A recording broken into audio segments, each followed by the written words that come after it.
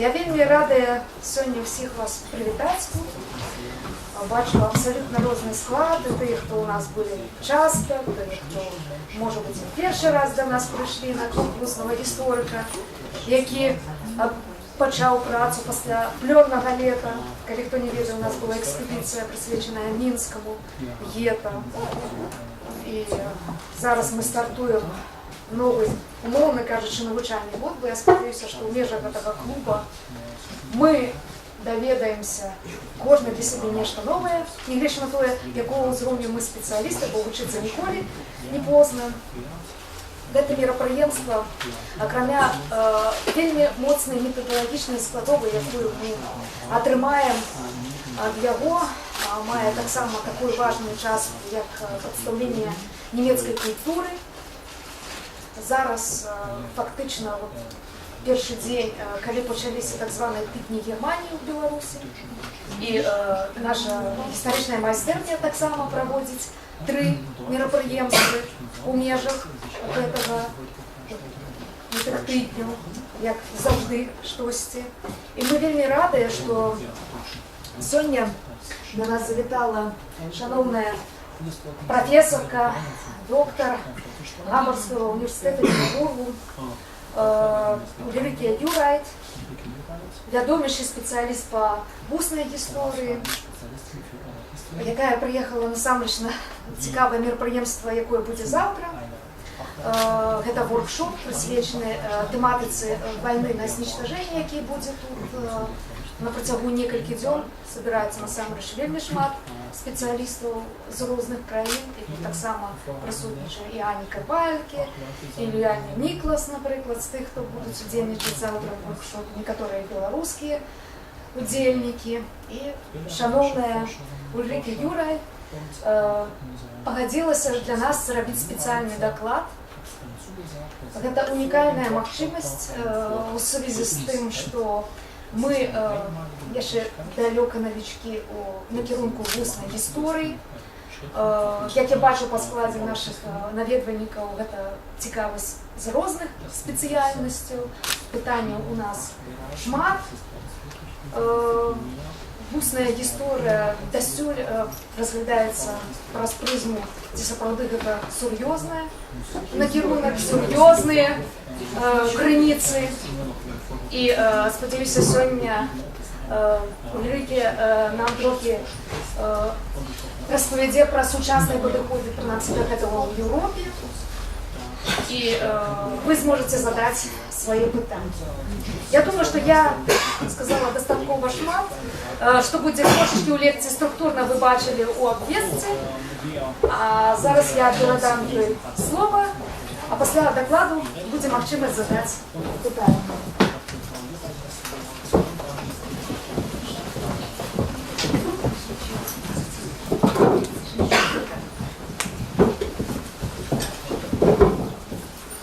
Erst einmal vielen Dank. Ich freue mich sehr, heute hier zu sein, und vielen, vielen Dank für die Einladung an die Geschichtswerkstatt, an Sie alle. Vielen Dank, dass Sie Interesse haben, heute zu diesem Vortrag zu kommen. Ja, die Oral History ist das Thema. Ich habe in den 1990er Jahren ein sehr umfangreiches Projekt, ein Interviewprojekt mit Überlebenden der Konzentrations- und Vernichtungslager durchgeführt. Wir haben insgesamt etwa 150 Interviews in vielen verschiedenen europäischen Ländern, aber auch in Israel, auch in den USA, auch in Russland und in Polen und in der Ukraine, also in sehr vielen verschiedenen Staaten durchgeführt. Und aus diesem Projekt ist meine Beschäftigung auch mit methodischen Fragen der mündlich erfragten Geschichte entstanden. Und daher habe ich meinen Vortrag heute stark auf diese Frage, was ist das eigentlich für eine Quelle, mit der wir historisch arbeiten, und welche Chancen eröffnet das, aber auch welche Probleme sind mit diesen Quellen verbunden. Дякую вялікі за гэтае прадстаўленне, дзякую вялікі за тое, што запрасілі мяне сёння сюды. Я маю на ўвазе першую чаргу гістарычную майстэрню. історичному термін. Але дякую велике, розуміло, і всім тим, хто сьогодні прийшов сюди, щоб послухати мій доклад, за вашу цікавість до цієї тематики. Я розкажу, як я прийшла до її сама. У 90-ті роки, 1990-ті роки, я удільничав у великому проєкті, який вкладався у проведення інтерв'ю з былими в'язнями концентраційних лагерів і лагерів знищення, лагерів смерті. У той час ми провели прикладно 150 інтерв'ю з такими людьми, причому з вельми широкою географією опитаних, і люди з європейських країн, із Ізраїлю, з Сполучених Штатів Америки, з Східної Європи, з Росії, з Польщі, з України. І іменно тоді моя цікавість, моя увага сконцентрувалася на методологічних питаннях, про які якраз, як розказала Ірина, і буде шмат часу розказувати у моєму сьогоднішньому докладі. Про те, що це за криниця, з якою ми, як історики, як усні історики працюємо, які шанси, але і які проблеми вона перед нами ставить. Die Geschichtswissenschaft, zumindest in Deutschland, ich weiß nicht, wie es in Belarus ist, die Geschichtswissenschaft hat sich sehr lange sehr schwer getan mit der Oral History. Ihr ist vorgeworfen worden, sie sei subjektiv verfangen, sie würde subjektive Eindrücke, subjektive Lebensentwürfe unkritisch reflektieren und reproduzieren. Inzwischen ist die Kritik milder geworden, weil man erkannt hat, dass andere Forschungsprojekte, die mit anderen Quellen arbeiten, eigentlich ebenso an subjektiv erinnerte Geschichte oder sich mit ihr auseinandersetzen müssen. Egal, ob man Material benutzt, wie zum Beispiel die Zeugenaussagen in Gerichtsprozessen, autobiografische Aufzeichnungen, Tagebücher, Briefe und so weiter. All das sind Quellen, in denen subjektive Perspektiven meistens im Nachhinein auf die erzählten Geschichten präsentiert werden. Das heißt, wir haben es bei der Oral History, also mit Geschichtsquellen zu tun, die subjektiv gestaltete Geschichtsnarrative darstellen und die einen ganz spezifischen Bezug zu der Vergangenheit, aber auch zu der Erzählsituation herstellen. Вусна історія у Німеччині, я не ведаю, як складається ситуація в Білорусі, але у Німеччині вусних історій доволі довго прийшлося пробивати собі шлях у наукову громаду. Тыя папрокі, з якімі сустракаліся вусныя гісторыкі, гэта было ў першую чаргу папрок у суб'ектыўнасці. У тым, што мы перадаем, што мы вывучаем суб'ектыўныя расказы, што мы вывучаем суб'ектыўныя ўражанні, а потым некрытычна рэпрадуцыруем іх у нашых даследаваннях. З часам, на сённяшні дзень, гэтая крытыка стала значна менш острай, і гэта тлумачыцца тым, што і тыя гісторыкі, якія працуюць з, так бы мовіць, традыцыйнымі крыніцамі, яны таксама усведамілі, што і там мы вельмі часта маем справу з той гісторыяй, якая насамрэч ёсць прадметам суб'ектыўных успамінаў. Калі мы разглядаем выказванні сведкаў на судовых працэсах, лісты, аўтабіяграфічныя запісы, нейкія мемуары, дзённікі, вельмі часта, збольшага, мы маем справу якраз такі з наратывамі, якія складаюцца у больш позні час, чым тыя падзеі, пра якія успамінае чалавек, і такім чынам уяўляюць сабой суб'ектыўны погляд на гісторыю.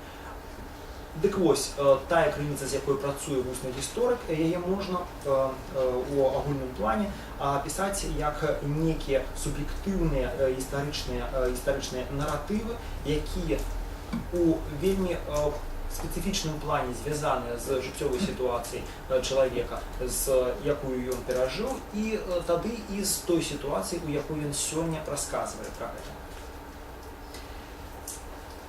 Mittlerweile ist es so, dass sich ein erfahrungsgeschichtlicher Ansatz in der deutschen Geschichtswissenschaft etabliert hat. Das heißt, der Erfahrungsbegriff steht mittlerweile im Mittelpunkt, wenn man mit Oral History Interviews arbeitet. Und dabei beziehen sich sehr viele auf den Historiker Reinhard Koselleck. Koselleck hat den Erfahrungsbegriff in den Mittelpunkt seiner methodischen Arbeiten gestellt. Erfahrung ist gegenwärtige Vergangenheit, deren Ereignisse einverleibt worden sind und erinnert werden können. Dieser Prozess ist also zweigeteilt, einmal der Prozess der Vergegenwärtigung und auch das Erfahrung schöpfen. Also mit Erfahrung ist eigentlich der Ertrag dieser Verarbeitung des Erlebten gemeint. Dieser erfahrungsgeschichtliche Zugang suggeriert manchmal, dass es ein zeitlich lineares Verständnis gibt. Also es gibt ein Ereignis, dieses Ereignis wird zur Erfahrung, diese Erfahrung erinnert man und dann erzählt man. Also im Deutschen sind es 4 E's: Ereignis, Erfahrung, Erinnerung und Erzählung.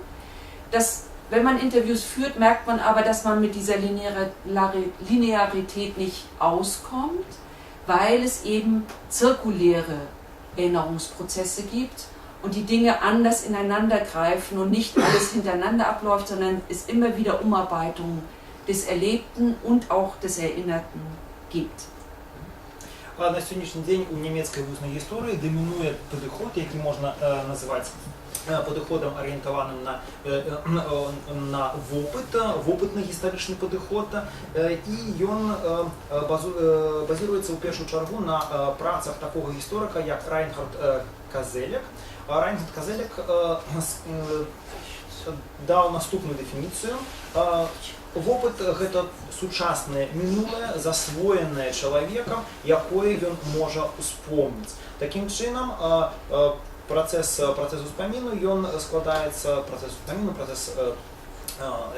адносіны паміж успамінам і вопытам, іх можна апісаць наступным чынам. Па-першае, чалавек нешта дастае са сваёй памяці, ён гэта пераносіць у сучаснасць, то, што па-нямецку называецца Vergegenwärtigung, і потым ён перапрацоўвае гэтыя свае ўспаміны, ствараючы вопыт. І часам тыя, хто прытрымліваецца гэтага падыходу, яны ўяўляюць сабе ўвесь працэс як нешта лінейнае і непарушнае. Спачатку нейкая падзея, потом гэтая падзея, пра гэтую падзею ідзе ўспамін, на падставе гэтага фармуецца нейкі вопыт, і гэты вопыт ён перадаецца потым у расказе. Па-нямецку гэта 4 словы: падзея, ўспамін, вопыт, расказ. Яны пачынаюцца ўсе на «э», і таму нямецкія гісторыкі в такім выпадку кажуць пра 4 «э». Але калі ты працуеш на практыцы з методыкамі вуснай гісторыі і ставішся да таго, што ты робіш з памяццю, то ты заўважаеш, што гэта насамрэч звычайна не лінейны працэс, а наадварот працэс цыркулярны, працэс, які ўвесь час мае творчую кампаненту. Гэта значыць, той чалавек, які успамінае, ён успамінае кожны раз па-новаму, ён перафармоўвае як свае ўспаміны, так і свой вопыт. Ja, ausgehend von dem Erfahrungsbegriff werde ich jetzt versuchen, an 4 Punkten einige methodische Fragen zu erläutern. Der erste Punkt wird sich nochmal mit den Zusammenhängen zwischen Ereignis, Erfahrung und Erinnerung befassen.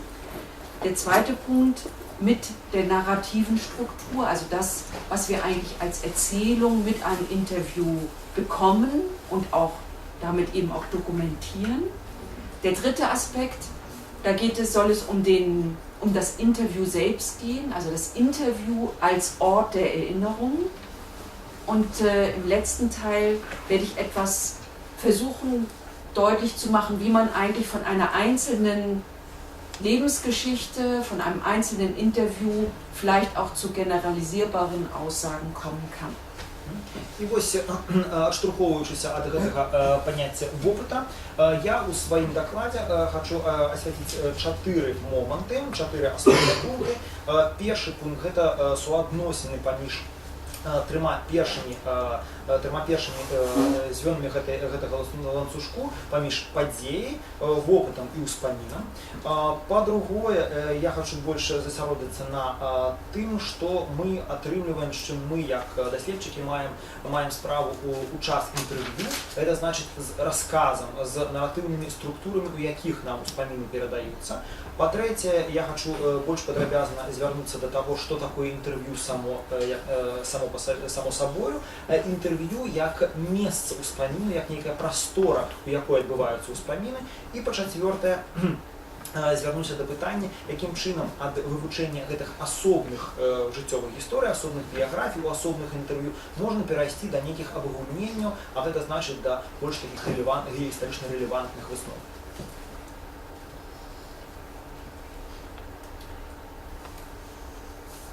Mündlich erfragte Geschichtsquellen sind eigentlich wie vieles im Leben. Sie sind Fluch und Segen zugleich. Manche schätzen an diesen Interviews vor allem die individuelle Note, auch das widersprüchliche Potenzial, zum Beispiel gegen dominierende andere Geschichtserzählungen.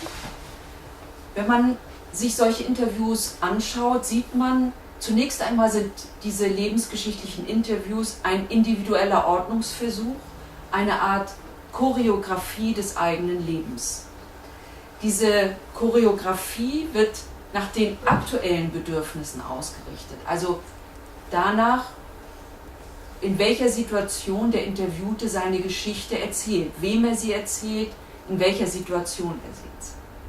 Das heißt, diese erzählten Lebensgeschichten sind auch Orte eines sehr eigensinnigen Entwurfs des eigenen Lebens und sie können dadurch eben auf Dinge verweisen, die in den anderen Geschichtsüberlieferungen, also insbesondere auch durch Akten oder andere Formen von Quellen, die wir ja Überreste nennen, nicht enthalten. Das heißt, in diesen Interviews können auch deutlich werden.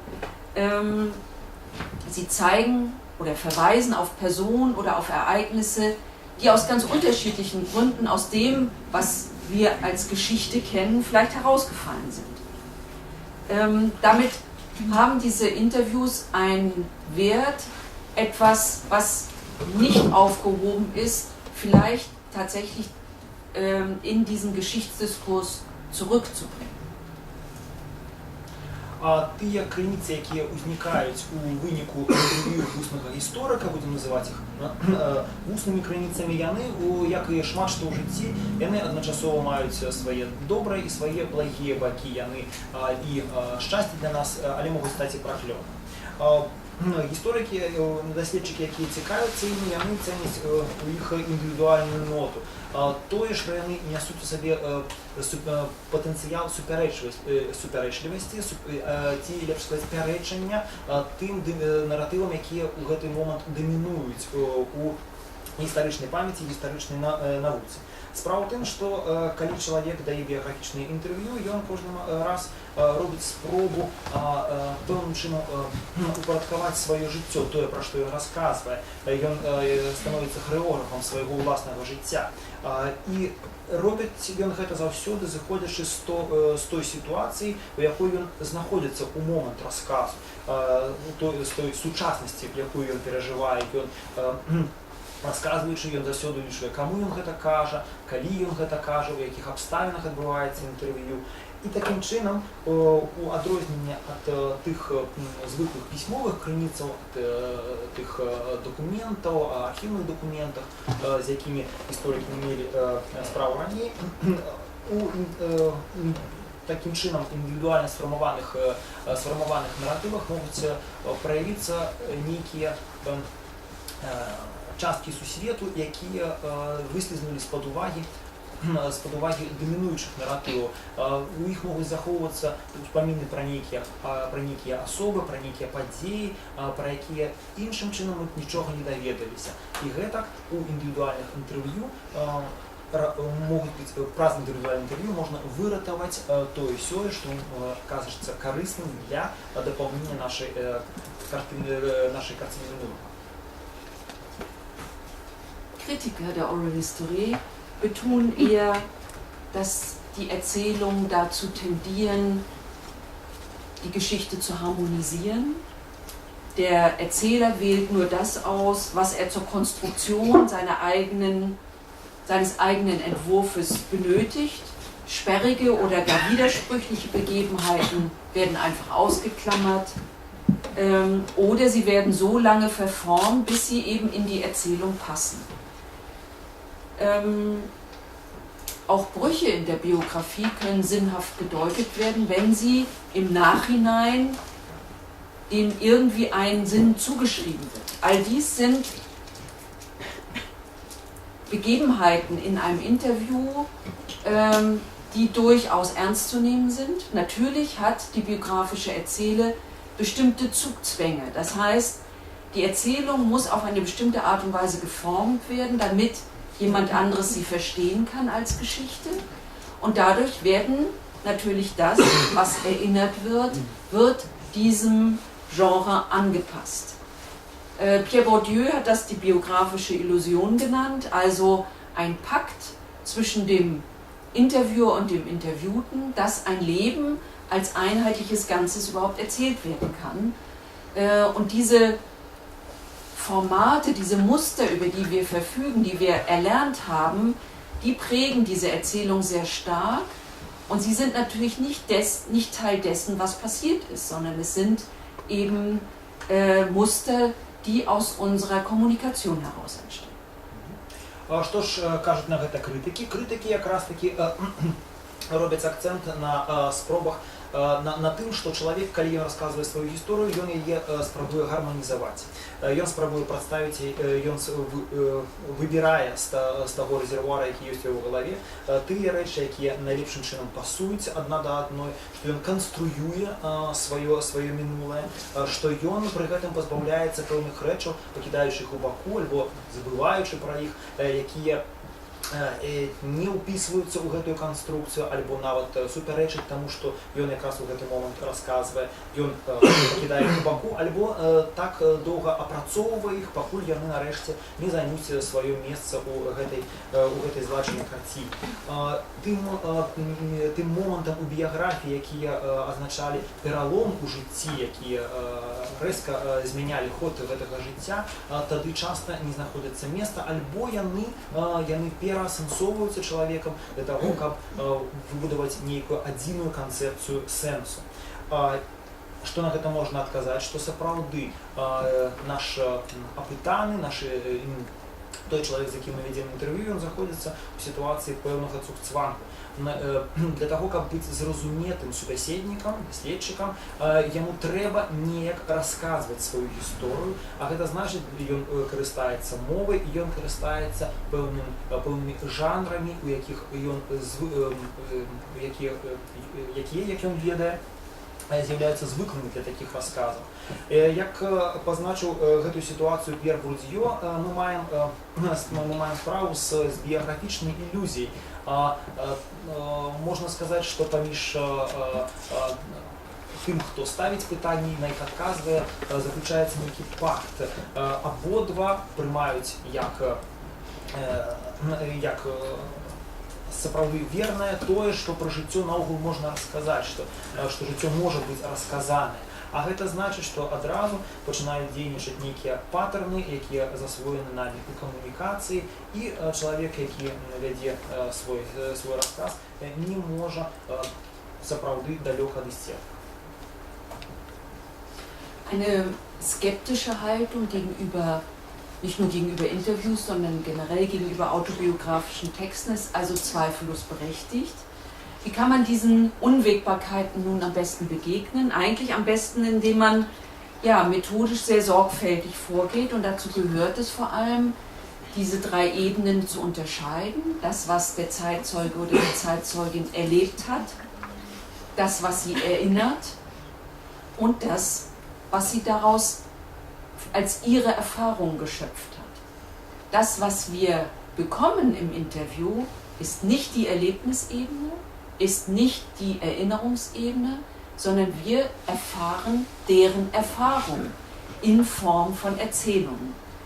Und das, glaube ich, ist eine ganz wichtige Unterscheidung, denn diese Erfahrungen sind eben bereits verarbeitete Erlebnisse.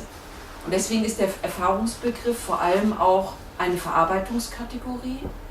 Und je nachdem, in welchem Alter, in welcher biografischen Phase wir jemanden interviewen, gibt es eben schon sehr viele Überarbeitungen vorher dessen, was diese Person erlebt hat.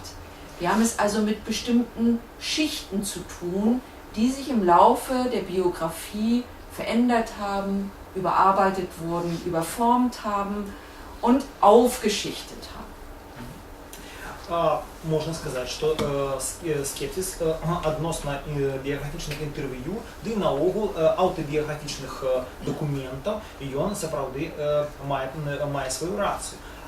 Якім жа, што ж можна яму супрацьпаставіць, альбо якім чынам можна адвесці ад сябе абвінавачванні ў такім прадузятым стаўленні, толькі праз метадычную пільнасць. Той, хто працуе з падобнымі крыніцамі, мае дакладна ўсведамляць адрозненні паміж тымі 3-4 узроўнямі, пра якія я казала, паміж тым, што адбывалася, паміж тым, што чалавек перажываў, паміж тым, пра што ён успамінае, і паміж тым, што ўвайшло ў ягоны вопыт, які ён да нас у сваім маўленні, у сваім расказе даносіць. Калі мы чуем чалавека, мы, вядома ж, маем справу не з узроўнем перажывання, і нават не з узроўнем успамінаў, толькі з узроўнем вопыту. А вопыт – гэта тое, што было сканструявана, тое, што ёсць апрацаванымі успамінамі, шматкроць апрацаванымі успамінамі. І такім чынам, калі гэты прадукт прэзентуецца нам, у ім трэба адрозніваць асобныя слаі, якіх можа быць вельмі шмат, якія маглі ўзнікнуць, напластавацца ў розныя часы. Das, was wir im Interview erzählt bekommen, ist also eine Synthese, eine momentane Synthese der Erfahrungen, die dieser Zeitzeuge oder diese Zeitzeugin gemacht hat. Das heißt, die Erzählung, die wir aufnehmen auf einem Band, ist einerseits geprägt durch die zeitliche Aufschichtung, gleichzeitig aber auch durch die Gegenwartsperspektive, also durch die Perspektive, aus der der Zeitzeuge heute erzählt. Diese beiden Ebenen sind im Interview selber kaum mehr voneinander zu trennen, sondern sie verschmelzen. Deswegen würde ich das eine Erfahrungssynthese nennen. Sie ist geprägt durch die zeitliche Distanz zum historischen Ereignis, von dem erzählt wird, aber gleichzeitig auch durch die Gegenwart, durch die Erzählsituation, durch die Lebenssituation des Zeitzeugen heute, durch die politische, die gesellschaftliche Situation, in dem dieses Erinnerungsgespräch stattfindet. Das heißt, die Ebene dessen, was faktisch erzählt wird, und wie der Zeitzeuge diese Erlebnisse deutet, diese beiden Ebenen, die können wir eigentlich in der Erzählung nicht mehr sauber voneinander trennen. Und daher gehört es eben zu dieser Art von Text, dass wir uns auf der Erfahrungsebene bewegen. Та ситуація, у якої той продукт, який ми записуємо на стужку, на магнітофонну стужку або на наш диктофон у час інтерв'ю, я б назвала це синтезованим опитом, причому опитом синтезованим у певній ситуації, тому що той, хто розказує, ён з одного боку ён пераадольвае гэту часовую дыстанцыю да тых падзей, з якімі ён калісьці трапляў, але робіць ён гэта з пазіцыі не сённяшняга. Ён актуалізуе тое, што ён тады перажыў, і пераносіць у сённяшнюю сітуацыю. Гэта і сітуацыя расказу, гэта і ягоная асабістая жыццёвая сітуацыя, але гэта і грамадска-палітычная сітуацыя ў гэты момант у той краіне, дзе ён знаходзіцца. І вось гэтыя асобныя пласты вопыту, пра якія я ўжо казала, і ўзровень актуалізаванасці, яны сапраўды зліваюцца, сплятаюцца ў ягоным расказе так, што адрозніць адно ад другога, аддзяліць сапраўды дакладна з'яўляецца немажлівым. Таму у біяграфічным інтэрв'ю мы заўсёды маем справу з аднаго боку з спробай дайсці да фактаў, а з другого боку з іх інтэрпрэтацыяй, з іх тлумачэннем, і гэта пазбыцца гэтага немажліва. Можна толькі улічваць гэтую асаблівасць жанра біяграфічнага інтэрв'ю. Zunächst würde man ja annehmen, dass wenn man mit einem Zeitzeugen oder einer Zeitzeugin ein Interview führt, man eine durch und durch individuelle, subjektive Erzählung bekommt. Wenn wir aber diese Interviews hinterher anschauen und interpretieren, sehen wir, dass diese individuelle Erzählung auch durchaus kollektiv geprägt ist. Und zwar vor allem durch bestimmte Muster, die wir erlernt haben, wie man Lebensgeschichten erzählt. Wir alle sind in unserer Sprache darin sozialisiert, zu wissen, wenn jemand gefragt wird, wie ist deine Lebensgeschichte, dann haben wir bestimmte Muster verinnerlicht, wie wir das erzählen. Wie wir das vor allem erzählen, damit jemand anderes das versteht. Das wichtigste Muster ist eigentlich die Chronologie. Also alle versuchen, eine Chronologie einzuhalten. Die meisten fangen damit an zu sagen, wann sie geboren sind, vielleicht auch etwas über ihre Familie, ihre Herkunft. Daran sehen wir also, wie stark die Erzählung eigentlich durch das geprägt ist, was wir also kulturell erworben haben an Mustern, an Erzählmustern, um schlüssig zu erzählen, um konsistent zu erzählen, um anschaulich zu erzählen. Und je länger und je öfter wir diese Lebensgeschichten erzählen, desto stärker verlieren sie ihren Entwurfscharakter. Also sie werden immer eindeutiger in ihrer Erzählweise und sie werden auch routinierter. Also wir begegnen in Oral History Projekten auch immer wieder Zeitzeugen, die bereits sehr häufig über ihre Geschichte gesprochen haben und dadurch bestimmte Geschichten bereits erprobt haben. Also sie wissen, wie sie eine Geschichte erzählen müssen, auch um bestimmte Reaktionen bei den Zuhörern herzustellen. Und manche erzählen sehr anekdotenhaft, manche erzählen Episoden, manche erzählen sehr formal anhand ihrer Chronologie. Das ist sehr unterschiedlich. Aber es gibt eben auch routinierte Erzähler, die sehr genau wissen, wie sie ihre Geschichten zu gestalten haben, um bestimmte Effekte bei ihren Zuhörern zu erwirken.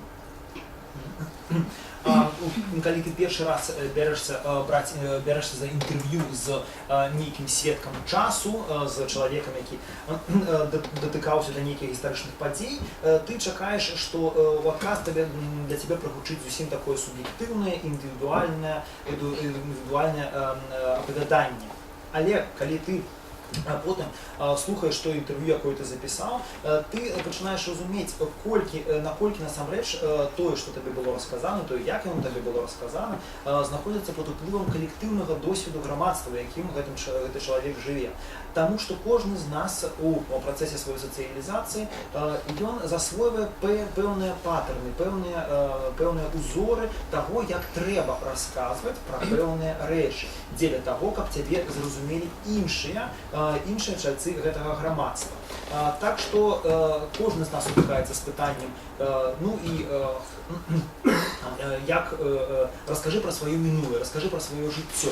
І большасць з нас, напрыклад, будзе прытрымлівацца храналагічнага парадку ў гэтым расказе, мы пачнем з нашай сям'і, з нашага паходжання, скажам пра тое, дзе і як мы нарадзіліся.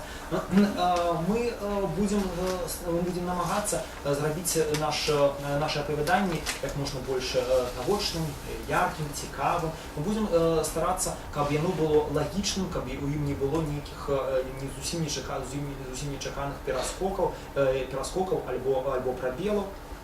І чым будзем рабіць, чым часцей мы будзем расказваць сваю ўласную гісторыю, тым менш гэты расказ будзе мець характар спантаннасці. Тым больш мы будзем спрактыкаванымі расказчыкамі сваёй гісторыі. І той, хто доўга працуе ў вузнай гісторыі, ён пачынае заўважаць, што і сярод сведкаў часу, сярод відавочцаў гістарычных падзей тих, до кого звертаються часто, яны таксама выпрацоўваюць гэтую пэўную кампетэнцыю, што і як трэба расказваць, каб выклікаць пэўную рэакцыю у сваіх слухачоў, у гледачоў.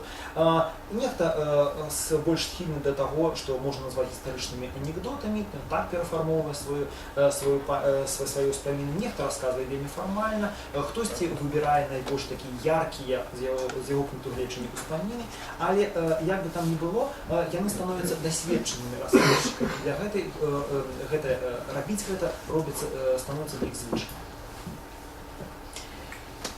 Die Frage, warum ist das wichtig, über diese Erzählmuster nachzudenken, führt uns dazu, danach zu fragen, was hat das eigentlich für Auswirkungen, dass wir ein Interview führen. Wichtig ist es deswegen, weil wenn wir Interviews auswerten, es leicht dazu kommen kann, dass wir Dinge oder Schwerpunkte, die der Erzähler gesetzt hat, dahingehend interpretieren, dass diese Geschichte beispielsweise ihm oder ihr besonders wichtig war und deswegen hat sie so erzählt, ausführlich oder ganz am Anfang oder dialogisch oder wie auch immer. Dabei könnten andere Dinge auch dafür entscheidend sein, nämlich dass die Person bestimmte Erwartungen antizipiert. Also dass der Zeitzeuge denkt, es wird von ihm erwartet, die Geschichte so und so zu erzählen, sein Leben mit seiner Kindheit zu beginnen. Das heißt, wenn wir Rückschlüsse ziehen aus diesen Mustern des Erzählens auf zum Beispiel die Erfahrungsaufschichtung des Zeitzeugen, dann kann es schnell dazu führen, dass wir dem eigentlich diesen Mustern zu viel Bedeutung zumessen und dadurch eben die Geschichte vielleicht auch falsch oder nicht angemessen interpretieren können. Калі задацца пытаннем, навошта гэта ўсё трымаць у галаве, то адказ будзе такім, таму што гэта ўсё мае пэўны эфект, пэўным чынам уплывае на тое, як адбываецца інтэрв'ю. Зноў жа, тое, да чаго мы схільныя ў першую чаргу, гэта лічыць расказанае тым, што найбольш важнае для нашага пытанага. Калі ён расказвае пра нейкі эпізод з самага пачатку, альбо расказвае пра нейкі эпізод асабліва падрабязна, альбо нейкім іншым чынам выдзяляе яго ў сваім расказе, можна падумаць, што гэта таму, што гэта для яго важна. А можа, гэта зусім не таму, а тлумачыцца тым, што ён спрабаваў зрэагаваць на тыя чаканні, якія, як ён думае, ёсць у нас. Ён спрабуе расказаць нам тое, чаго мы чакаем, альбо расказаць нам тое, чаго мы чакаем больш падрабязна, пэўным чынам, і такім чынам ён следуе наратыўным узорам, якія ён засвоіў, і калі мы не будзем рэфлексаваць тое, што гэтыя узоры ёсць, і што ён мог іх прытрымлівацца, мы самі можам у сваёй інтэрпрэтацыі надаць, можам зрабіць няправільныя высновы пра тое, што для яго насамрэч важна. Das, was das autobiografische Interview von anderen Geschichtsquellen unterscheidet, ist nicht nur die Narration über das eigene Leben, sondern vor allem auch die Interaktion im Interview selbst. An keiner anderen Quelle der historischen Forschung ist der Interviewer aktiv an der Entstehung der Quelle beteiligt. Also indem wir Fragen stellen, indem wir intervenieren, indem wir das Interview überhaupt auch initiieren, werden wir Teil dieser Quelle und nehmen auf sie natürlich auch Einfluss, indem wir bestimmte Dinge fragen und bestimmte Dinge nicht fragen. Das heißt, zum einen ist also der aktive Teil des Interviewers bei der Auswertung sehr wichtig, weil der Interviewer natürlich auch oder die Interviewerin die Schwerpunktsetzung der Erzählung beeinflussen kann und dadurch Geschichten vielleicht in den Vordergrund treten, die bei einem anderen Gespräch vielleicht eher im Hintergrund bleiben würden. Auch je nachdem, mit welchem institutionellen Hintergrund wir an die Zeitzeugen herantreten, wenn ich als Vertreterin der Gedenkstätte um ein Interview bitte, dann ist natürlich von vornherein klar, an welchen Teil der Biografie ich besonders interessiert bin. Wenn das in einem anderen Kontext stattfinden würde, wären die Schwerpunkte vielleicht ganz andere. Und dann würde vielleicht auch mehr Aufmerksamkeit auf andere biografische Phasen gelenkt werden.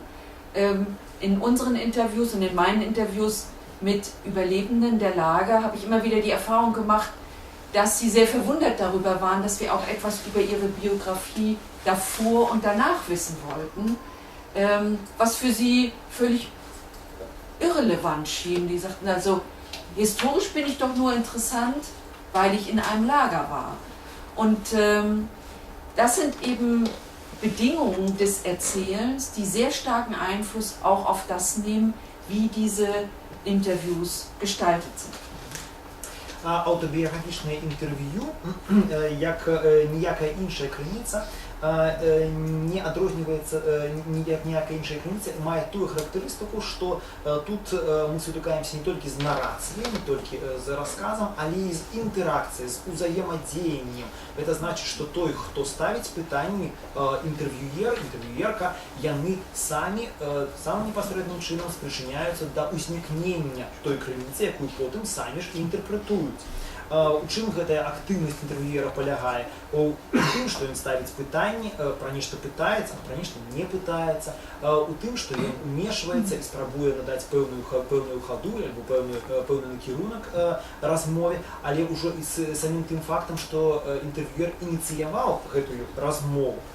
З аднаго боку, вядома ж, тут і менавіта ў гэтай нашым актыўным удзеле палягае патэнцыял для гістарычнага даследавання. Мы можам даведацца тое, вывесці, расставіць акцэнты пэўным чынам, вывесці на першы план нейкія гісторыі, якія ў іншым выпадку наша апытаная пра іх не ўспомнілі.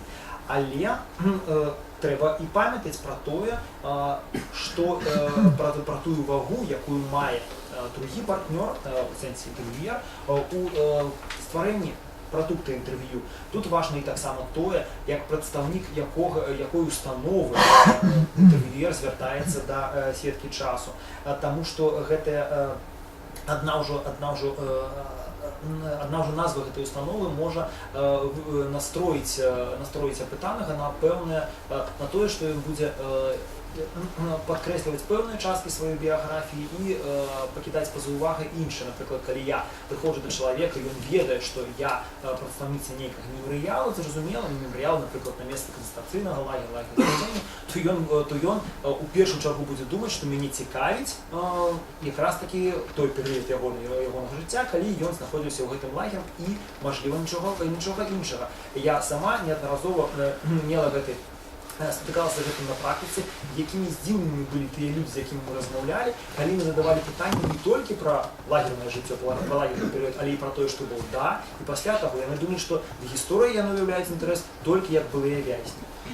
І вось усе гэтыя абставіны, увесь той уплыў, які звязаны з фігурай інтэрв'юера, таксама нельга пра яго забывацца.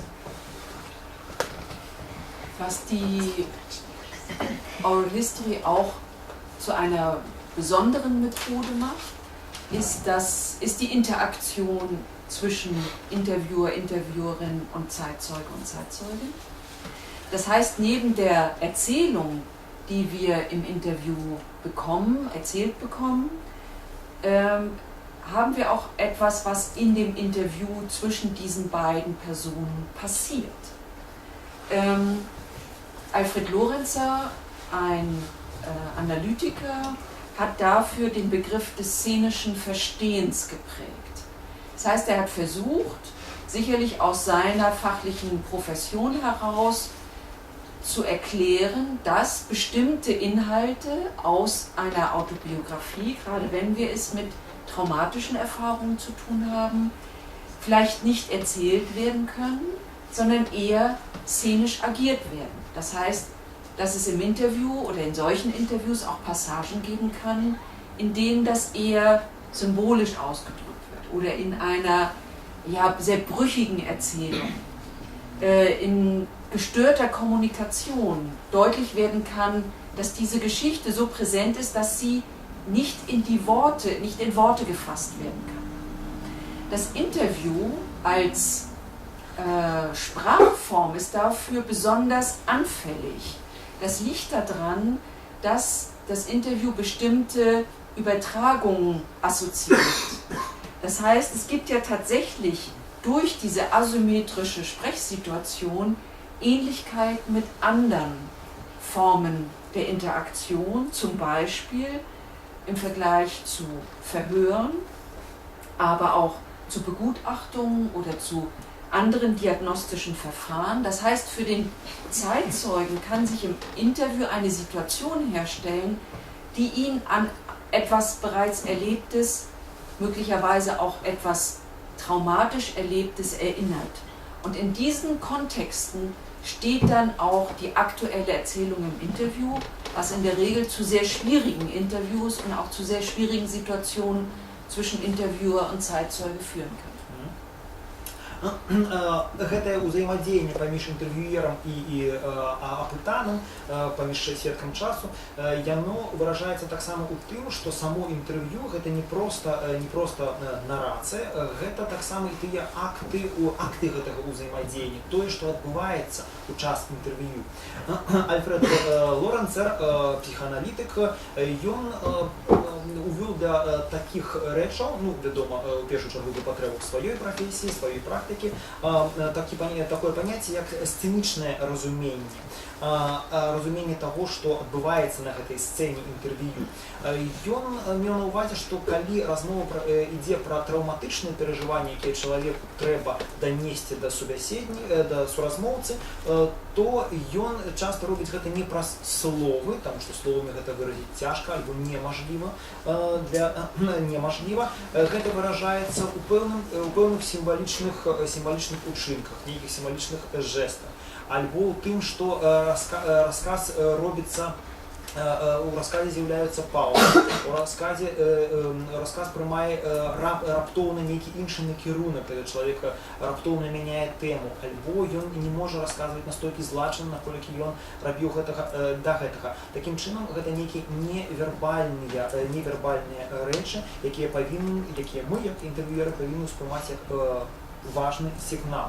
Інтэрв'ю як форма біялагічная, форма маўлення, яна, зразумела, вельмі, у ёй гэта ўсё робіцца вельмі адчувальна.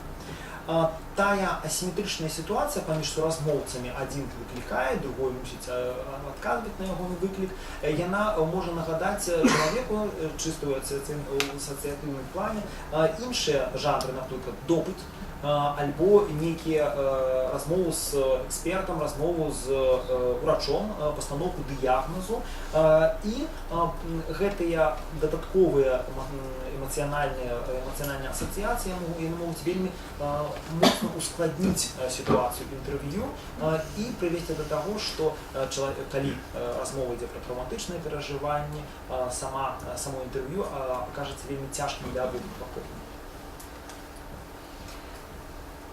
Ein Hauptvorwurf der Kritiker an die Oral History ist, dass man an einer einzelnen Lebensgeschichte sehr wenig zeigen kann. Deswegen gehört es eigentlich von Anfang an zu den entscheidenden Fragen, wie kommt man eigentlich von einzelnen Lebensgeschichten zu allgemeineren, zu generalisierbaren Aussagen. In der Diskussion haben sich eigentlich bisher 3 Methoden oder 3 Möglichkeiten entwickelt, wie man mit diesem Problem umgehen kann.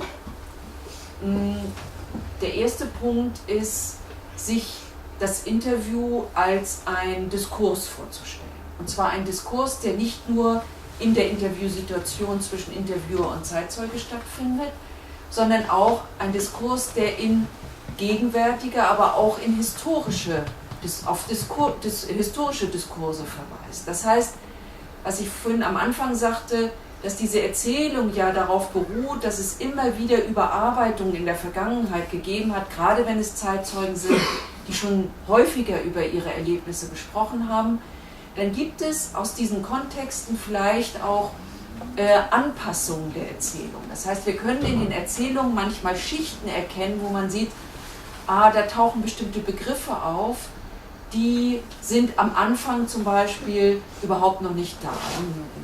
Gerade in Bezug auf den Holocaust ist es zum Beispiel der Begriff des Holocaust, der irgendwann in den Interviews dann auftaucht, während viele sagen, ja früher hatten wir dieses Wort gar nicht, wir haben das gar nicht damit beschrieben. Und da sieht man, dass nämlich in den 80er Jahren oder wenn man zum Beispiel auch in Deutschland oder Frankreich Interviews macht, dann ist es auch der Begriff der Shoah. Dann tauchen diese Begriffe auf und vorher standen dort andere Wörter dafür. Das heißt also, die Erzählungen haben sich auch dann den jeweiligen gesellschaftlichen Gesprächen und ihren Begriffen für das, was erzählt wird, angepasst.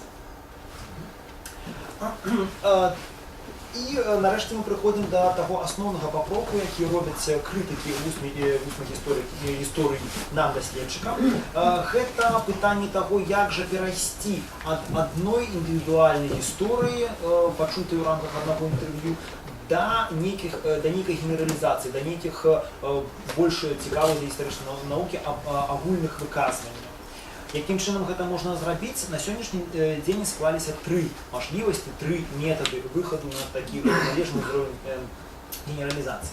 Першы метад, першая мажлівасць – гэта разумець кожнае інтэрв'ю, якое мы праводзім, як кожнае інтэрв'ю, якое нам даюць, як дыскурс, альбо лепш нават камбінацыю дыскурсаў. Дыскурс, па-першае, гэта той, які складваецца ў бягу гэтага канкрэтнага інтэрв'ю, але таксама як і дыскурс, які ўвабраў у сябе элементы грамадскіх дыскурсаў папярэдніх часоў. Асабліва гэта важна улічваць, калі мы маем справу з тымі самымі спрактыкаванымі сведкамі часу, якія ўжо даўно расказваюць сваю гісторыю, як гэта, дарэчы, з чым часта сустракаемся, калі мы даследуем тэму Холакосту. І мы бачым, што калі мы дастаткова пільныя, то мы можам бачыць, што у расказах гэтых людзей пра мінулае з'яўляюцца нейкія паняцці, што яны карыстаюцца нейкімі паняццямі, якія ў тыя часы, калі адбываліся падзеі, не існавала. А значыць, яны ўвабралі гэтыя паняцці падзей, убудавалі іх у сваю нарацыю пазней. Тое самае паняцце Холакоста калісьці ім не карысталіся, а пазней яно было уведзенае ў шырокі грамадскі дыскурс, і тады людзі, апісваючы свой вопыт, таксама сталі карыстацца ім. Гэта добра бачна, напрыклад, на інтэрв'ю, якія рабіліся ў 80-е гады ў Нямеччыне або ў Францыі, як паступова ў іх уваходзіў, у расказы людзей пра свой вопыт уваходзіла паняцце шоа альбо іншыя рэчы, якіх не існавала на той момант, якіх не існавала, слова якім не карысталіся ў ранейшыя перыяды. Eine zweite Möglichkeit, von Einzelfällen oder von einzelnen Lebensgeschichten zu allgemeineren Aussagen zu kommen, ist auch die Möglichkeit der sogenannten Typisierung. Wir wissen, dass wir mit der Erhebung von Interviews keine Repräsentativität erlangen können. Also schon gar nicht im statistischen Sinne, aber auch ansonsten können wir gar keine Repräsentativität erreichen, aber wir können so etwas wie Typisierung vornehmen.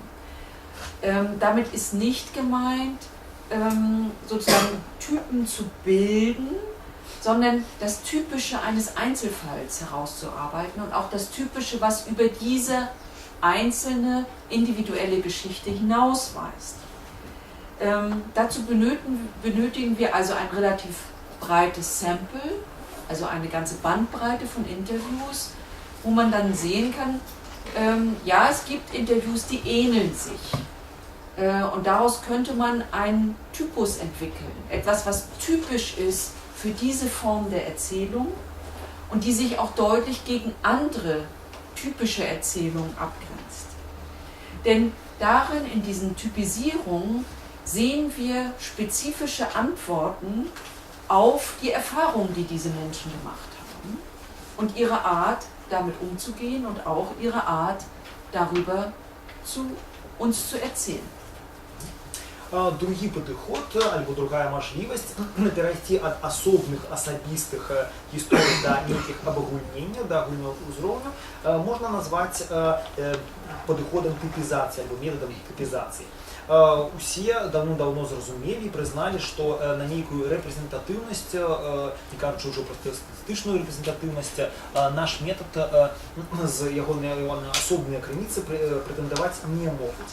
І таму мы кажам не пра распрацоўку нейкіх ідэальных тыпаў, а хутчэй пра выдзяленне, пра фільтраванне узятых інтэрв'ю на вышукванне ў іх пэўных тыповых дэталяў, якія часта паўтараюцца і такім чынам могуць быць прызнаныя за тыповыя. Для гэтага вам патрэбны, зразумела, даволі вялікі набор, корпус інтэрв'ю, які з людзей з падобным жыццёвым шляхам. І тады мы, абапіраючыся на гэты матэрыял, мы выдзяляем нейкія дэталі, якія складваюцца ў больш-менш стабільны узор, больш-менш стабільную структуру таго, як гэтыя людзі знаходзяць спецыфічныя адказы на той вопыт, які яны перажылі, і як яны пэўным чынам знайшлі шлях даносіць да нас гэты свой вопыт. Eine dritte Möglichkeit, Dankeschön.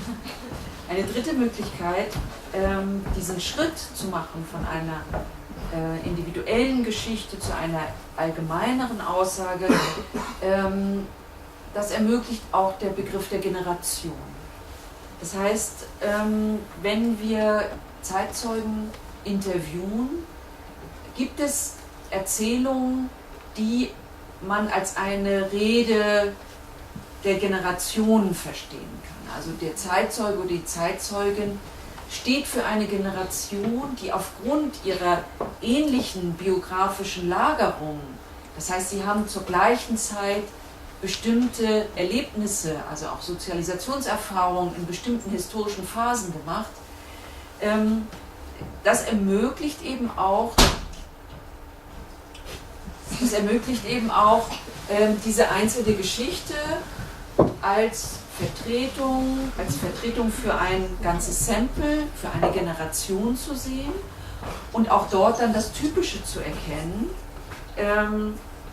Dieses Generationenkonzept setzt natürlich voraus, dass wir die Generation nicht praktisch, also substantialistisch sehen, also, sondern dass wir sagen, Generation, auch die Rede über Generation, sich selbst als Generationsangehöriger zu verstehen, ist eine gefühlte Verbindung zwischen denjenigen, die sich etwa als gleichaltrig empfinden. Und damit verbinden sich geglaubte Gemeinsamkeiten. Wenn man sich das im Detail anguckt, sind die Geschichten natürlich trotzdem noch sehr, sehr unterschiedlich. Aber viele Menschen fühlen sich dieser Generationenerzählung sehr verbunden. Und tatsächlich kann man in Interviews manchmal so etwas sehen, dass bestimmte Erfahrungen auch dadurch geprägt sind, in welcher Lebensphase Menschen bestimmte Erlebnisse hatten. Und das verbindet sie mit anderen, die zu ungefähr der gleichen Zeit geboren wurden, die bestimmte Phasen ihres Lebens eben dann auch in der gleichen historischen Spanne erlebt haben. І нарешті третій підход, третя можливість перейти від особних особистих історій до агульних виказувань, це скористатися поняттям покоління. Асобныя выказванні і альбо расказы асобных сведкаў часу можна ўспрымаць як прамову ад імя пэўнага пакалення. Іх можна лічыць тады прадстаўнікамі нейкай кагорты людзей, якія маюць прыкладна падобныя зыходныя сітуацыі ў біяграфічным сэнсе і прыкладна падобны жыццёвы шлях. Тут важно, вядома ж, не упасть у грэх субстанцыялізацыі, то бок лічыць, што гэтае пакаленне сапраўды ёсць нейкім рэальна існуючай рэччу, а ўспрымаць гэта хутчэй як адчуванне прыналежнасці да пэўнага пакалення. То бок чалавек, які расказвае сваю гісторыю, ён адчувае прыналежнасць да іншых людзей, з якімі поруч з якімі ён рабіў свае перажыванні, нахопліваў свой вопыт, сутыкаўся з нейкімі падзеямі. Ён верыць у тое, што гэтае падабенства існуе і што гэтая супольнасць існуе, і ён адчувае нават пэўную прывязанасць, пэўную лаяльнасць да гэтай пакалення, да той кагорты, узроставай кагорты, з якой ён належыць. І вядома, што нават калі мы глядзім на ўсе гэтыя асобныя дэталі, нягледзячы на ўсю розніцу ў асобных дэталях індывідуальных біяграфій, мы тым не менш можам заўважыць, што людзі, якія сутыкаліся з нейкай гістарычнай падзеяй у пэўную аднолькавую фазу свайго развіцця на этапе сацыялізацыі альбо на этапе дарослага жыцця, яны часта расказваюць пра гэта аднолькава, а значыць і мы можам лічыць, што тут і ёсць падстава для пераходу да агульнага. Insgesamt ist es natürlich so, dass die Arbeit mit Interviews nicht davon entbindet, auch die erzählten Ereignisse, die Erinnerungen mit anderen Quellen zu konfrontieren.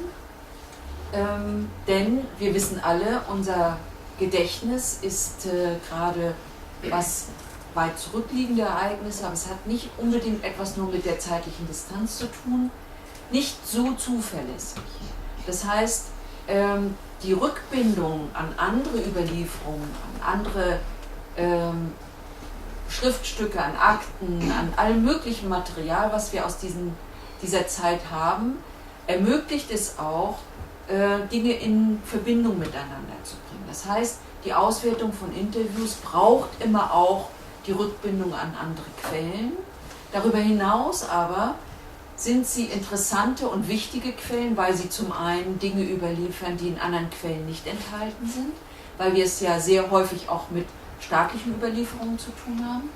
Und zum anderen ermöglicht auch der Ort des Erzählens nochmal eine andere Form der Stimulation, sich an Alltäglichkeiten, die eigentlich in diesem Prozess der Historisierung sehr häufig verloren gehen.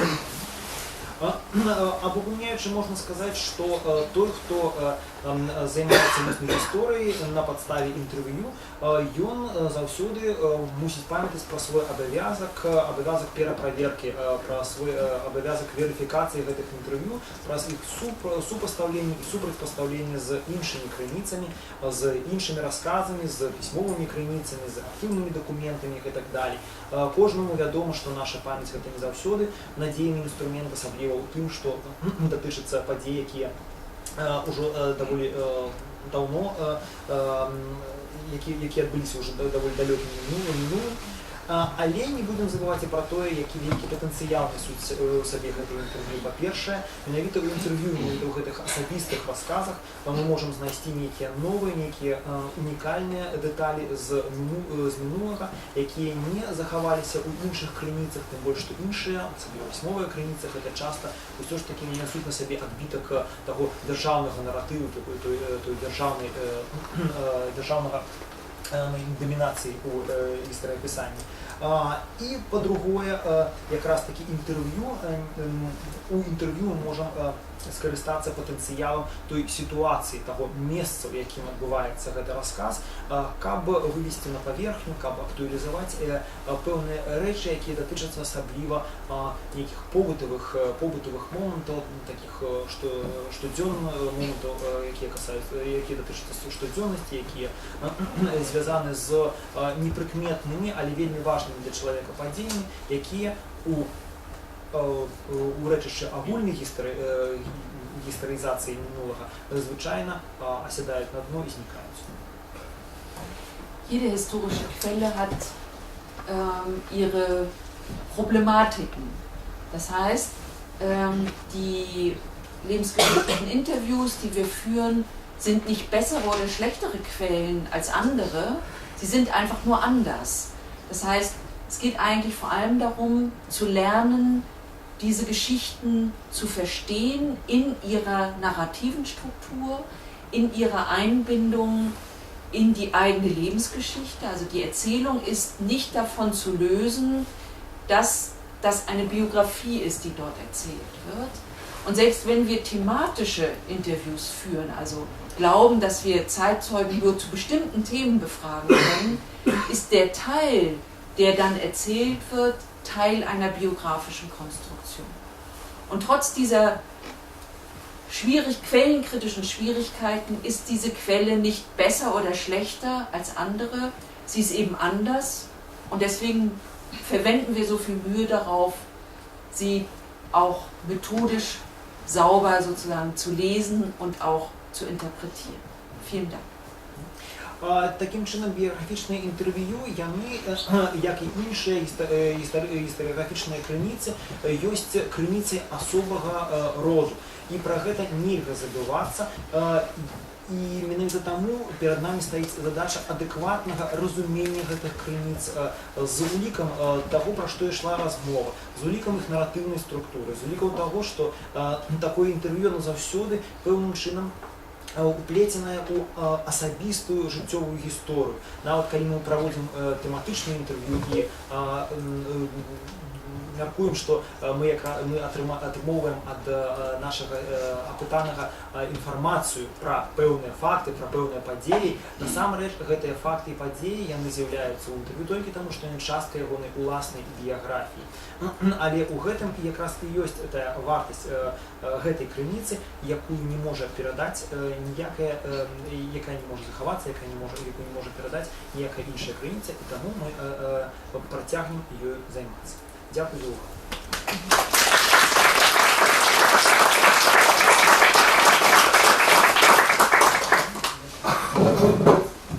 Дякую велике за вельми цікаву лекцію, яку не веду, як у вас у голові, у мене більше питань, ніж адказу.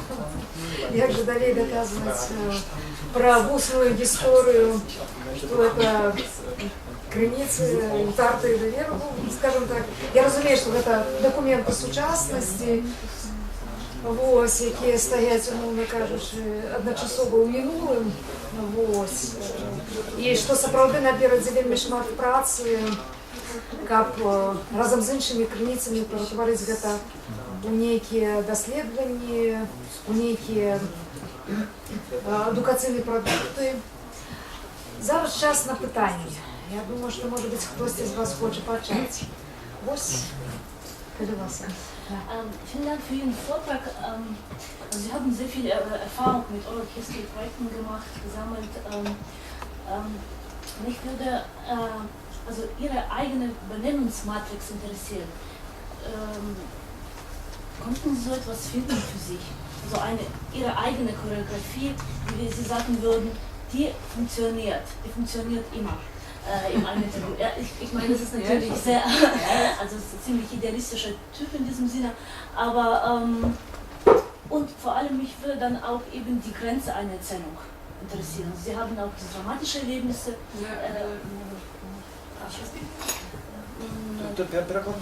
Dramatische Erlebnisse erwähnt, ist aber andererseits auch Dettersprache, ja, also leeres Sprechen hat Harald bereits genannt, wo man dann eigentlich auch viel nichts. Aber eigentlich auch würde mich auch Ihre eigenen Grenzen interessieren in einem Interview. Дякую велике за вашу лекцію. Бачно, наколькі шмат у вас досвіду і практики з проєктами валутних історій. І мене цікавить якраз такі аспекти, того, що можна назвати вашій матриці паводзінаў у час інтэрв'ю. Ці ёсць у вас нейкі ідэальны рэцэпт таго, як трэба паводзіцца, як трэба праводзіць інтэрв'ю, каб атрымаць найбольшы эфект. Зразумела, вельмі такое ідэалістычнае пытанне, але тым не менш. І у сувязі з гэтым таксама, дзе праходзяць тыя межы расказа, межы таго, што можа быць расказана. Вы згадалі траўматычныя перажыванні, і пракаментуйце, калі ласка, такі феномен, як пустое маўленне, асабліва датычыцца злачынцаў, якія мусяць расказваць, яны тады проста гэта не адпускаюць под нейкія кліше, і ты з гэтага цяжка выцягнуць нейкую інтэрпрэтацыю. І дзе вы бачыце свае ўласныя межы у рамках Interview? Ja, danke für die Frage. Ich habe über die Jahre schon so etwas entwickelt, wie ich, sagen wir mal so, wie ich gerne vorgehen würde oder möchte. Meine Erfahrung ist, dass es am einfachsten ist, je nachdem auch, wie man den Zeitzeugen einschätzt, oder die Zeitzeugen, die meisten wollen gerne erstmal erzählen. Das heißt, ich mache eine erste Phase, in der sie einfach loserzählen, sie auch einfach erzählen lasse. Ich unterbreche, keine Fragen stelle, nichts, sondern einfach erzählen lassen. Das funktioniert und es funktioniert manchmal auch nicht. Es gibt auch Zeitzeugen, die können damit nicht gut umgehen, sondern die brauchen das strukturierte Gespräch. Ich würde dann eigentlich, funktioniert es gut, einen zweiten Teil zu machen, in dem man Fragen stellt und wo man sich dann nochmal durch die Geschichte gemeinsam durcharbeitet, sage ich jetzt mal, wo man auch ganz klar sieht, die Schwerpunkte setze ich durch meine Fragen. Ich fokussiere jetzt auf bestimmte Themen, auf bestimmte Ereignisse oder frage nochmal nach, ob da noch was fehlt. Oder ich mache dann einen dritten Teil, in dem ich versuche, in ein Gespräch zu kommen. Also damit diese asymmetrische Situation ein bisschen aufgelockert ist und indem man dann tatsächlich auch, also indem ich auch mehr spreche. Das führt meistens dazu, oder zumindest bei einigen, dass die Zeitzeugen plötzlich nochmal ganz andere Sachen erzählen, weil ihnen im Gespräch auch plötzlich andere Stichworte nochmal kommen. Zu der zweiten Frage komme ich gleich. Так, сапраўды, зразумела, за гэтыя гады ў мяне склалася пэўная такая матрыца паводзінаў, пэўны такі алгарытм, якому я хацела б, якім бы мне хацелася карыстацца у моих інтэрв'ю. Зразумела, гэта не заўсёды адбываецца, але, як мне здаецца, найпрасцей за ўсё прытрымлівацца наступнай схемы. Калі я сутыкаюся з людзьмі, калі я беру інтэрв'ю людзей, якія ахвотна расказваюць, то першы этап, першая фаза такога інтэрв'ю, я не ставлю ніякіх пытань, я просто даю ім выказацца. Ёсць людзі, якія у гэтай сітуацыі адчуваюць сябе няёмка, таму што ім патрэбная структурацыя гэтай размовы, яны чакаюць ад мяне нейкіх імпульсаў, але хто хоча выказацца, ён атрымлівае ад мяне гэтую мажлівасць. Тады наступае другая фаза, другі этап, калі я пачынаю задаваць пытанні, і мы, так бы мовіць, яшчэ раз супольна праходзім па расказанай гісторыі, высвечваючы тыя моманты, якія мяне асабліва цікавяць. Тут у мяне роля вядучай, роля таго, хто задае гэтыя фокусы, таго, хто чагосьці патрабуе, на штосьці выклікае інтэрв'юваны.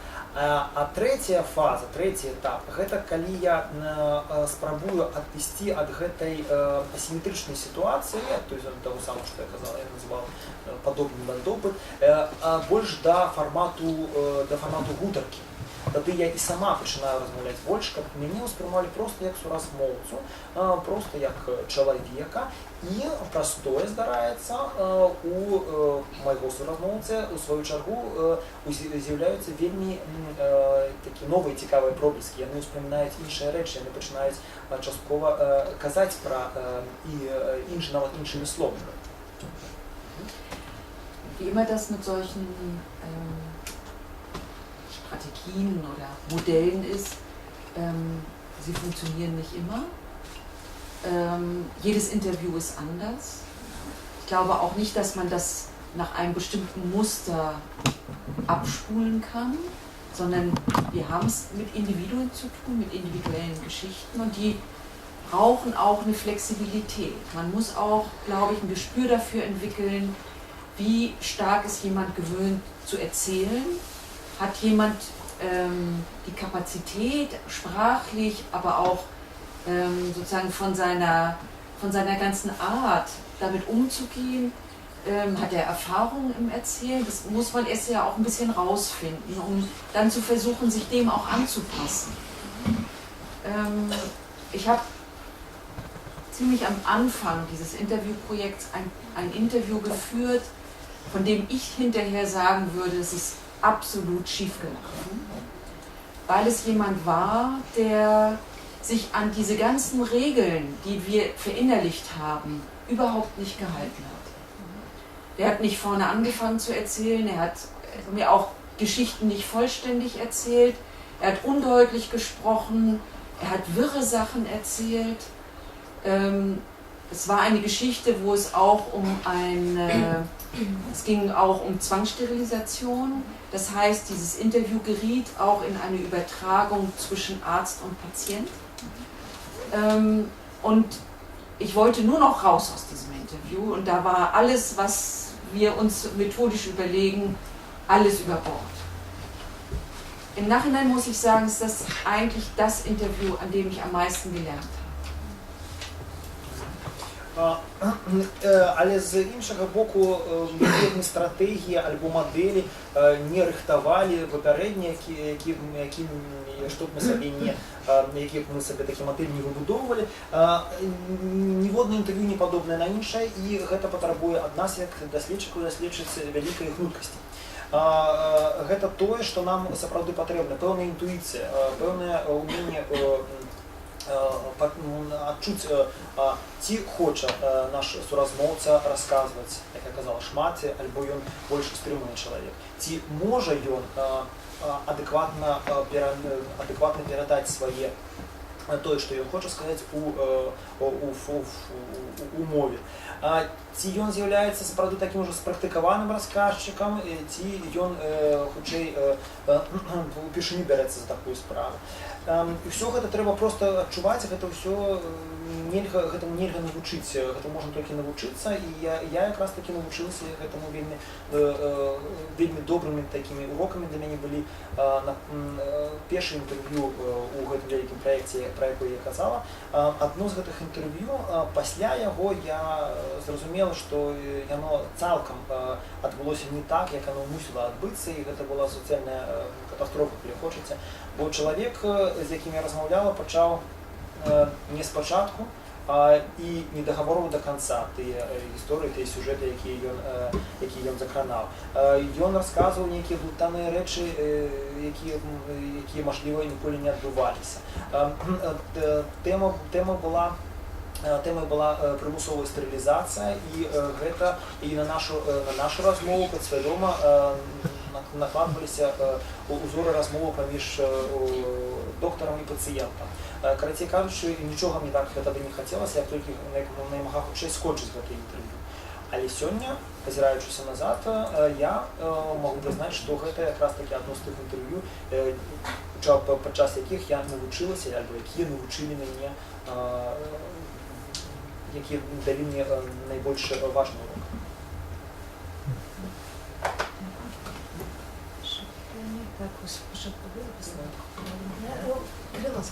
Я великий сподарок за это был для нас великой корыстный, потому что у нас методология устной истории только складывается.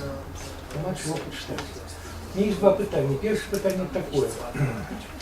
Як на вашу думку, коли гутарка света становится фактом истории. На той момент, коли ми скончили розмову з цим клієнтом, у той час, коли він зайшов в життя, і може прийняти рішення не тот час пояснити. Це є вельми оказане питання, тому що чим більше часу проходить, тим більше зростає оказаність нашої за то, як ми фіксували інтерв'ю. Як ми ще можемо докладно сформулювати, мені так здається.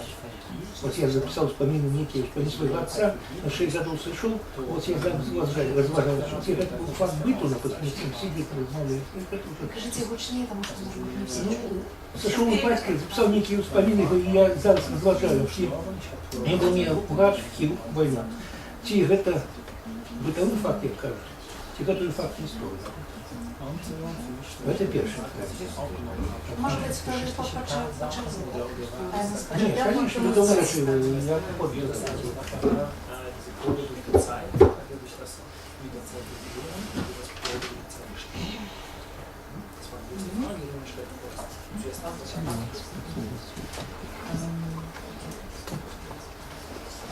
Die Erzählung ist eine geschichtliche Tatsache.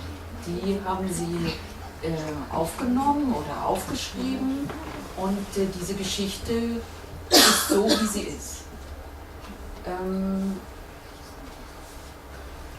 Natürlich wird man bestimmte Teile dieser Erzählung heute anders beurteilen als vielleicht in 10 Jahren oder in 30 Jahren oder in 50 Jahren.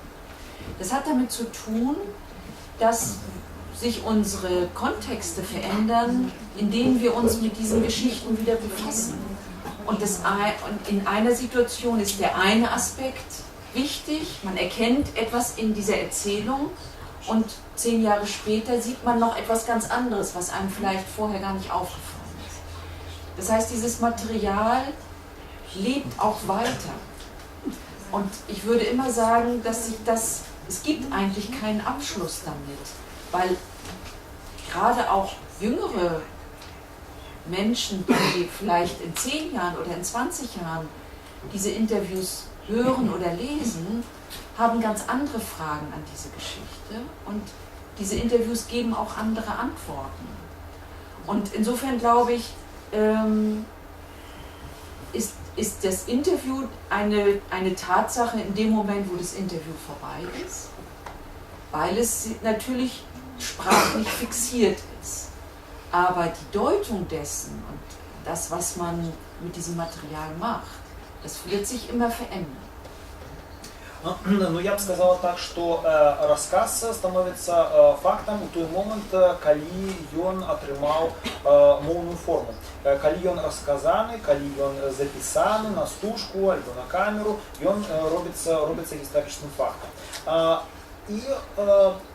А вось тое, што будзе ён робіць гістарычным фактам, гэта не значыць, што ён застаецца нязменным, таму што будуць змяняцца тыя інтэрпрэтацыі, нашы погляды на гэты запісаны матэрыял будуць змяняцца, таму што будуць змяняцца тыя кантэксты, у якіх мы будзем да яго звяртацца. Кожны раз, калі мы праз пэўны перыяд часу вяртаемся да гэтага інтэрв'ю і наноў перачытваем, пераслухваем, пераглядаем яго, мы будзем адкрываць для сябе нешта новае, таму што і такім чынам можам казаць, што матэрыял ён хоць і узнікае, але ён працягвае жыць, ён ніколі не наступіць той момант, калі ён канчаткова стабілізуецца, ён кожны раз пераствараецца. Маладыя людзі, якія праз 10-20 гадоў будуць зноў жа звяртацца да гэтых інтэрв'ю, яны будуць задаваць іншыя пытанні, і што самае цікавае, ваш матэрыял будзе здольны даваць на іх іншыя адказы. Такое питання таке у мене. Ведаете, у нашей культуре, у славянской культуры, например, по книгах там Достоевского, Чехова, Толстого, Каверна, Евгения Богота. В нашей культуре, ведаете, интервьюер звичайно неравнодушно до питання. Вельми часто некая его симпатия возникает. Не здається пристрастно, може появляється пристрастне, як це у чоловіка возникає. І справедливо это. Як это у вас заходить традиция? Мы ведаем ваши там Стёкела, Окрымфа там читали, польских читали, вот як вас так относим к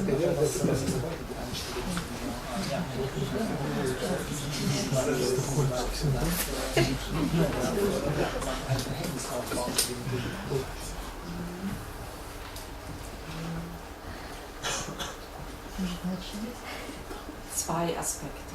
Der erste Aspekt, ich glaube, dass ein Interview gar nicht funktioniert, ohne dass ich ein Verhältnis zu dem Interviewer aufbaue. Ich muss ein Verhältnis zu ihm aufbauen, ansonsten bleibt das äußerlich. Also ich brauche ein bestimmtes Verhältnis im Interview, das kann sehr unterschiedlich sein, aber das stellt sich automatisch ein. Das ist auch notwendig, weil es begegnen sich ja dort nicht Maschinen, ein Aufnahmegerät und jemand, der etwas da rein erzählt, sondern der Interviewte richtet das, was er erzählt, auch auf sein Gegenüber ja aus. Also er setzt bestimmte Dinge voraus, die diese Person weiß, oder vielleicht nimmt er an, dass sie bestimmte Dinge nicht weiß und erzählt sie deswegen nochmal. Also es entsteht automatisch ein Verhältnis. Eine andere Frage ist, was passiert nach dem Interview? Und meine Erfahrung ist, dass wenn wir vor allem auch ältere Menschen interviewen, ist diese Situation häufig auch ein sozialer Kontakt.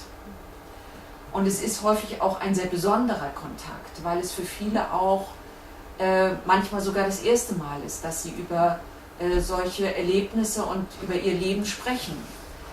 Und da geraten solche Projekte häufig in Konflikte, weil es natürlich für den Interviewten immer nur ein Kontakt ist, für den Interviewten sehr viele Kontakte. Und daraus entstehen tatsächlich Probleme. Und dieser soziale Aspekt, sage ich jetzt mal, hat noch eine Verstärkung dadurch, dass ältere Menschen sehr häufig auch in einer sozialen Isolation leben. Und das sind auch Kontakte, die darüber entstehen. Und häufig sind Organisto-Projekte nicht so ausgestattet, dass sie das über lange Zeit leisten können. Und das ist ein Problem, hinterher mit dem geschenkten Vertrauen auch weiter umgehen zu können. Тут, адказваючы на ваши пытанні, я бы развяла два аспекты. Першы аспект – гэта тое, што адбываецца ў момант інтэрв'ю. Я думаю, што тут проста немагчыма абысціся без таго, каб у мяне з'яўлялася пэўнае стаўленне, пэўнае пачуцце да інтэрв'юванага, да кліента. І гэта проста арганічна патрэбная рэч для таго, каб у нас атрымалася размова. Гэта ж не сітуацыя механічнага запісу ягонага голасу, калі б ён сядзеў перад мікрафонам, проста надыктоўваў свае ўспаміны. Не, я ставлю мае пытанні, але калі ён мне расказвае, ён настройваецца на мяне, ён бачыць у маёй асобе пэўнага чалавека, які штосьці ведае, пра штосьці не ведае, і адпаведным чынам ён будзе фарміраваць свае выказванні. Гэта одна ситуация, и тут без этой социально-эмоциональной базы не обойтись. Другое питание, другий аспект, гэта што з нашим контактам робіцца пасля інтэрв'ю. І асабліва востра гэта адчуваецца, калі мы бярэм інтэрв'ю у людзей сталага веку, для якіх гэта сапраўды такая сустрэча, такая размова заўсёды ёсць фактам сацыяльнага кантакту. Здараецца, што гэта першы раз, калі яны атрымліваюць мажлівасць расказаць іншаму чалавеку пра свой вопыт, потому што іх да гэтага ніхто не пытаўся, ніхто не хацеў слухаць. Мажліва, яны жывуць у сітуацыі сацыяльнай ізаляцыі, і таму гэты кантакт для іх робіцца асабліва важным. Яшчэ адзін узровень асіметрыі для мяне, як для інтэрв'юеркі, гэта шматлікія кантакты ў рамках праекту. Для гэтага чалавека гэта адзіны і унікальны такі кантакт. І дзеля таго, што праекты даследавання па вуснай гісторыі зусім даволі рэдка разлічаны на доўгую перспектыву, на паўторныя сустрэчы, заўсёды ўстае пытанне, што рабіць з тым даверам, з якім чалавек да цябе паставіўся.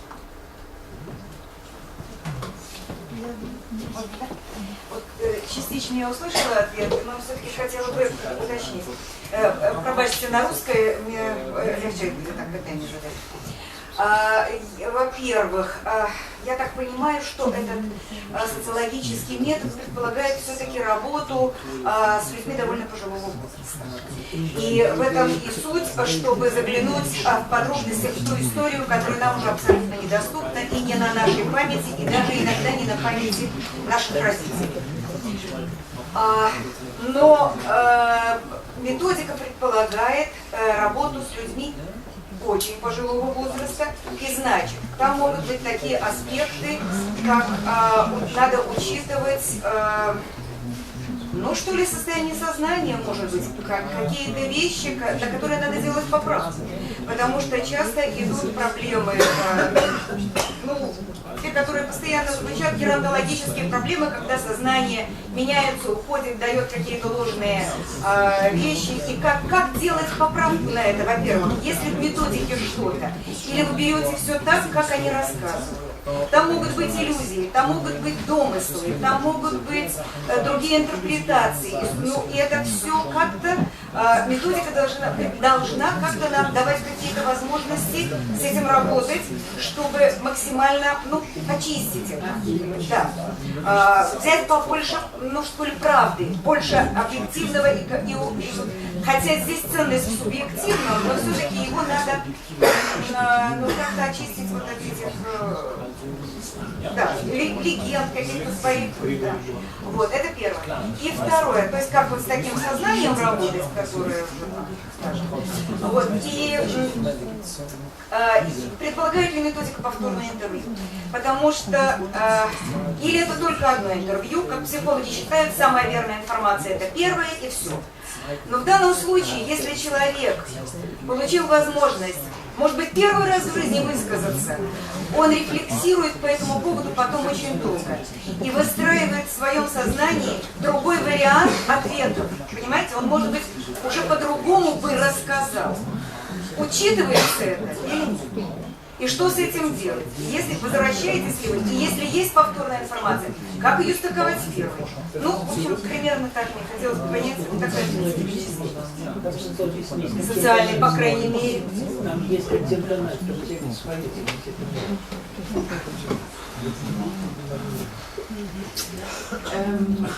Die erste Frage. Es sind nicht zwingend ja nur ältere Menschen. Es gibt ja auch durchaus Interviewprojekte, die sich mit jüngeren Menschen, also jüngere Menschen interviewen. Aber stimmt, die Oral History ist sehr stark daraus entstanden, zum Beispiel Erzählungen über den Krieg, über Verfolgung, über Kriegserlebnisse aufzunehmen, und dadurch ist ein Großteil der Menschen, die interviewt werden, älter, sage ich jetzt mal. Was bedeutet das? Ich glaube, das Alter sagt nicht unbedingt etwas über die Möglichkeiten der Erinnerung aus. Es ist nicht so, dass ältere Menschen sich per se schlechter erinnern. Das ist nicht so. Es hat eigentlich auch weniger damit zu tun, wie lange etwas her ist. Es hat auch weniger damit zu tun, wie alt dieser Mensch ist, sondern es hat eigentlich damit zu tun, welche Bedeutung das für das Leben dieses Menschen hatte, was er erzählt, was er erlebt hat. Und was kann man tun, wenn diese Erzählung ganz offensichtlich vielleicht Dinge so erinnert, wo man sagen würde, da kann man berechtigte Zweifel dran haben? Eine gute Möglichkeit ist natürlich zu versuchen, es mit anderen Quellen zu vergleichen und zu konfrontieren. Eventuell auch den Zeitzeugen auf solche Widersprüche anzusprechen. Das gibt es als Möglichkeit, das tun manche. Das ist auch eine Methode, die nicht unbedingt mit jedem möglich ist, aber man kann das tun. Zum anderen glaube ich, sollte man schon versuchen, sich deutlich zu machen, dass man diese Interviews nicht führt, um Fakten zu recherchieren. Das ist nicht die richtige Quelle dafür. Wir führen diese Interviews, natürlich kann es immer mal Hinweise auf Dinge geben, die wir noch nicht wussten und denen man dann vielleicht auch weiter nachgehen kann. Aber Interviews dienen eigentlich am wenigsten dazu, Faktisches, also konkrete Ereignisse, Datum oder Zahlen oder also das, was wir Fakten nennen, zu recherchieren, sondern es geht eher darum, wie ist diese Geschichte erlebt worden? Was ist einzelnen Menschen passiert? На перше питання.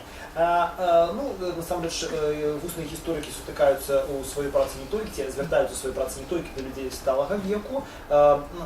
Ёсць і праекты, якіх апытваюць адносна маладых кліентаў, скажем так. Але вы, вядома, слушна заўважылі, што вусная гісторыя, яна ад пачатку была звязаная з даследаваннем вайны, з даследаваннем перажытога на вайне, з даследаваннем перажытога пераследу ў часы нацызму.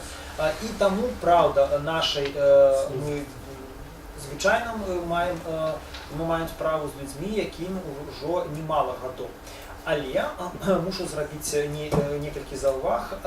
Гэта нельга лічыць ад самага пачатку, што чым больш сталага ўзросту чалавек, тым горш ён будзе ўспамінаць.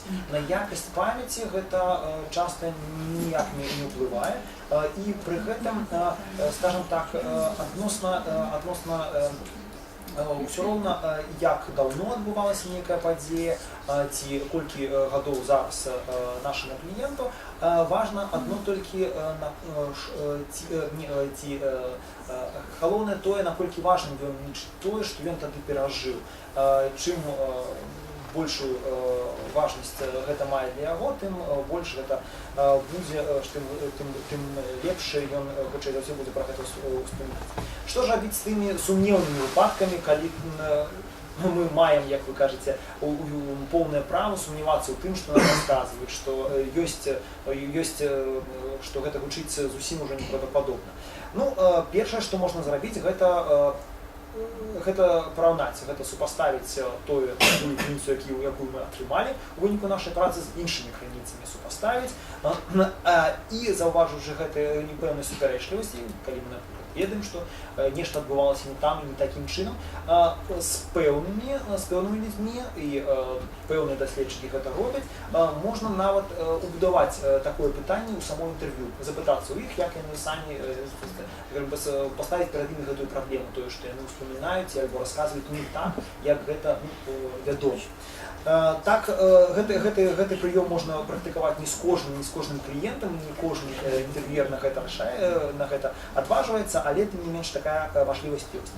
Але мне тут вельмі важна зрабіць такое больш прынцыповую заўвагу. На маю думку, уся методыка вусных гісторый, яна найменш прыдатная для таго, каб выяўляць нейкія гістарычныя факты. Калі мы дзесьці выпадкова атрымліваем нейкую згадку альбо нейкі такі намёк, які нас выводзіць таксама на фактычны ўзровень, гэта можа быць добрым, але гэта сапраўды не мэта, якой мы кіруемся. Нас не цікавіць даты, нас не цікавіць лічбы, таму што для гэтага той матэрыял, з якім мы працуем, сапраўды непрыдатны. Нас цікавіць тое, якім чынам людзі перажывалі пэўныя гістарычныя падзеі. Нас цікавіць якраз такі іх індывідуальныя перажыванні, тыя перажыванні, якія мелі таксама і калектыўную значнасць, але вось гэта такі сацыяльна-эмацыянальны аспект. Die Frage nach den 2 Interviews.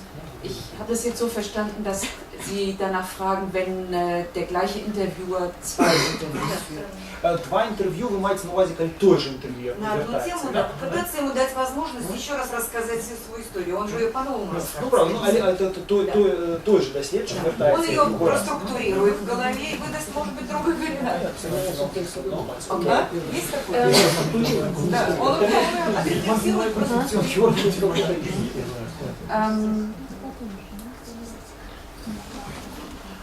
Manchmal, viele tun das, wenn das möglich ist.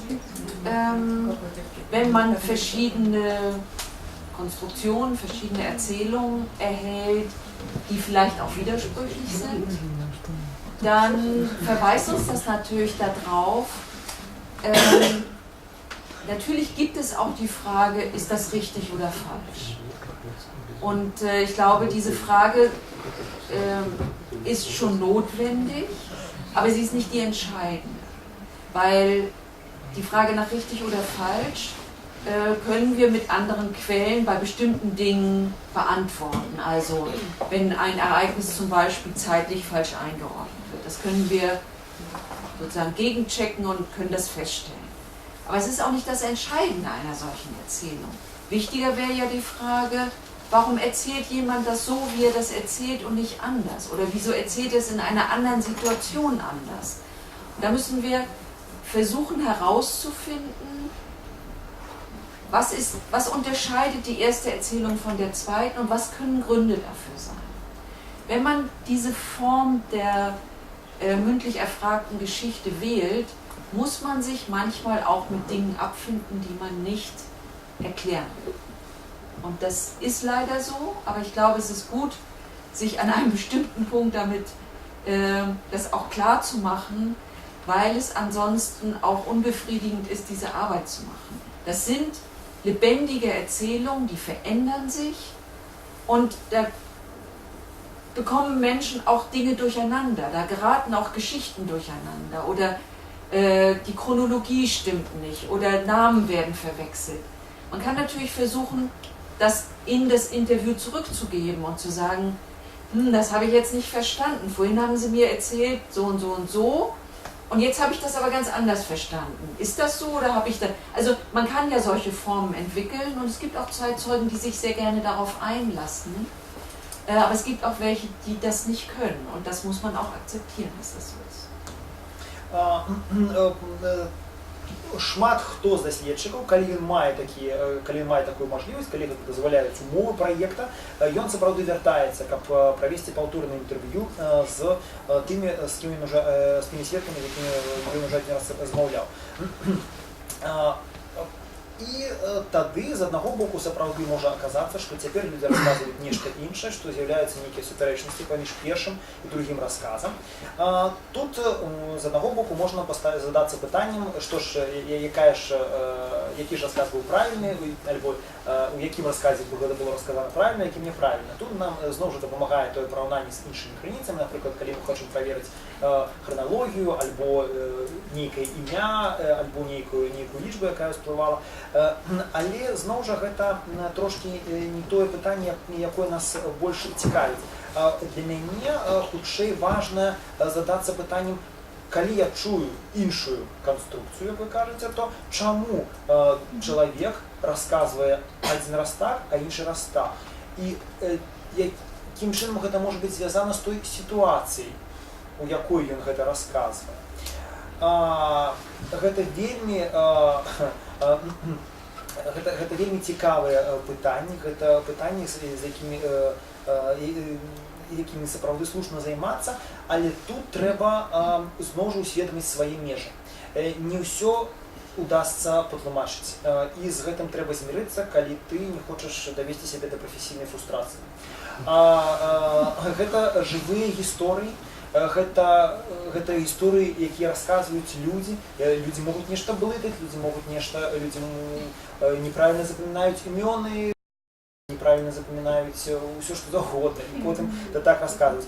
Як я ўжо казаў, вы можете вярнуцца да гэтага, калі вы бачыце, што ваш кліент, што ваш сведка здольны да таго, каб пераправерыць самога сябе, вы можете зноў жа укінуць гэта ў размову. Але ёсць людзі, якія проста не здольны да такога, і з гэтым таксама трэба мірыцца. Спасибо. Дякую. Дякую. Ми маємо час ще на кілька невеликих питань, коли ласка. Дякую велике за лекцію. Скажіть, коли ласка, як зв'язана oral history і метод grounded theory, якісний метод у соціологічних дослідженнях? Чи можемо ми їх ніяк стикувати?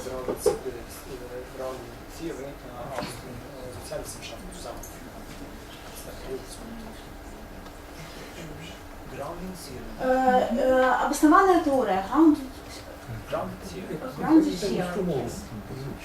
Якісний соціологічний метод. Ви имеете в виду глубинное интервью? Ні, глубинное интервью – это як великий социологический метод, а один из методов опрацовки глубинных интервью – это обоснованная теория. von Interviews around. Es gibt in der Soziologie, in den Sozialwissenschaften sozusagen das sogenannte narrative Interview als eine Methode, in Deutschland insbesondere von Gabriele Rosenthal. Da gibt es sehr enge Verbindungen, also nach einer bestimmten Methode solche Interviews zu führen. Es sind strukturierte Interviews, die sehr vorgegebene Fragenkataloge haben.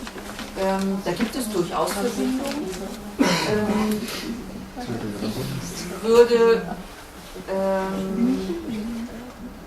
Mich überzeugt es nicht, an starren Fragenkatalogen zu arbeiten. Meine Erfahrung ist, dass das für die Interviewsituation, gerade wenn man Verfolgungsgeschichten, also Interview mit ehemals Verfolgten macht, ein zu starres Gerüst ist und zu wenig sich eigentlich auch diesen schwierigen Passagen anpasst, wenn ich Interviews nach sehr stark strukturierten Vorgaben führe. Aber das ist sehr unterschiedlich. In der Geschichtswissenschaft macht man eher freiere Interviews, während man tatsächlich in den Sozialwissenschaften, ich sag mal, strukturiertere Vorgehensweisen. Сапраўды, гісторыкі прымяняюць метад наратыўных інтэрв'ю, напрыклад, Габріэль Розенталь робіць гэта ў Нямецчыне, інтэрв'ю, якія вядуцца на падставе даволі дакладна структураванага плану, на падставе пэўнага каталогу пытанняў, але мне здаецца, што вынікі, якія атрымліваюцца, тыя вынікі, якія атрымліваюцца, яны мяне не пераконваюцца, калі я спрабую перанесці гэта ў сітуацыю размовы з былымі ахвярамі пераследу, нацысцкага пераследу, тое, чым мы галоўным чынам займаемся. Мне здаецца, што вось якраз такі гэтыя даволі жорсткія рамкі, якія задаюцца ад самага пачатку, яны не даюць людзям дастатковай прасторы для таго, каб пэўным чынам перапрацаваць і перадаць нам гэтыя траўматычныя перажыванні, а якраз такі пра траўматычныя перажыванні звычайна ідзе гаворка. Такім чынам можна было б так сказаць, што ў гістарычнай навуцы хутчэй аддаюць перавагу больш свабодным інтэрв'ю, у той час як сацыёлагі хутчэй робяць інтэрв'ю на падставе дакладнай структурацыі. Можна дакладне пытанне? Маё пытанне больш пра метады апрацоўкі. Якія метады прымяняюцца, каб апрацаваць потым той матэрыял, які яны сабралі?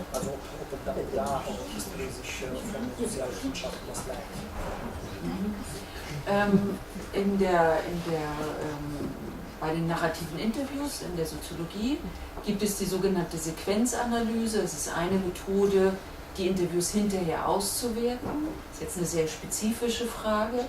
Da geht es einfach darum, das Interview zunächst zu transkribieren und dann in Sequenzen einzuteilen und diese Sequenzen sozusagen daraus erst einmal ein Verständnis für das Erzählte an sich zu entwickeln in seiner Chronologie und dann aber auch in den Sequenzen zu unterscheiden, welche Art der Erzählung wählt der Interviewte dann jeweils. Da gibt es durchaus Zusammenarbeiten. Wie gesagt, in der Geschichtswissenschaft hat sich eigentlich eine freiere, also eine offenere Form der Gesprächsführung etabliert. Соціологічні науки користаються якраз таки для аналізу гэтых наративних інтерв'ю аналізом секвенції, такий доволі специфічний метод, який після транскрибування інтерв'ю продугледжує розбієння на секвенції, у яких аналізуецца альбо на падставе таго, што аналізуецца не толькі змест таго, што аказалася, у якім парадку аказалася, але якраз такі і выдзяляюцца асобныя віды нарацыі, асобныя стратэгіі альбо мадэлі нарацыі.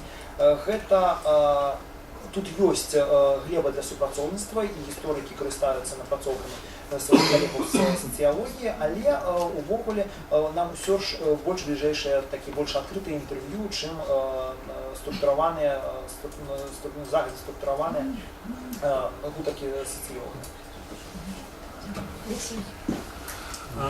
Спасибо за лекцию. У меня такой немножко сумбурный вопрос. Может быть, у меня искаженная информация, но вы критиковали такие понятия, как культурная память, коллективная память.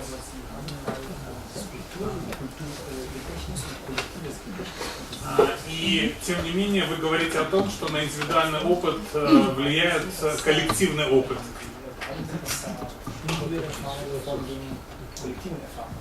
И вот тогда вопрос возникает, в каких терминах можно говорить об этом коллективном опыте, как его можно типологизировать, классифицировать, может быть.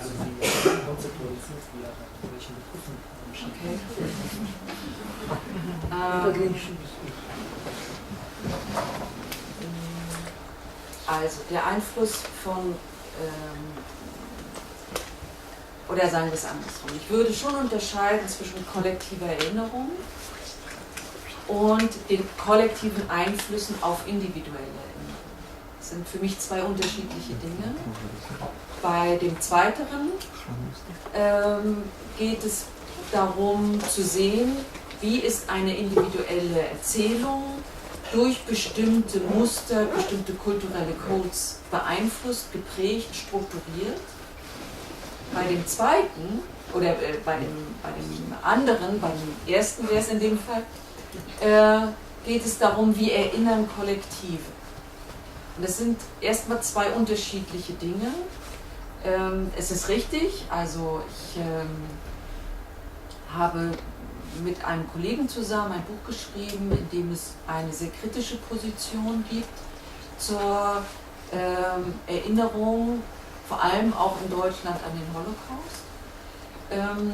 Das Hauptargument in dieser Kritik ist eigentlich, dass es seit 20, 25, 30 Jahren in Deutschland eine sehr starke Identifikation mit den Opfern der Vernichtung gibt.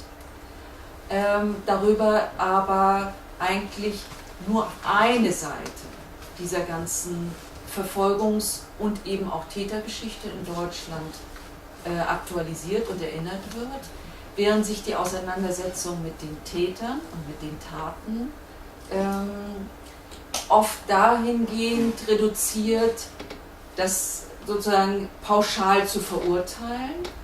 Aber ich glaube, dass es in Deutschland eigentlich eine besondere Notwendigkeit gibt, diese beiden Aspekte zusammenzubringen und zu verstehen, dass diese Erinnerungen zusammengehören und dass man das nicht so aufspalten kann zwischen, also sich ausschließlich oder sehr stark eben mit den Opfern zu beschäftigen, aber mit den Tätern und ihren Taten und mit dem, was das eigentlich über die deutsche Gesellschaft damals und heute aussagt, relativ wenig.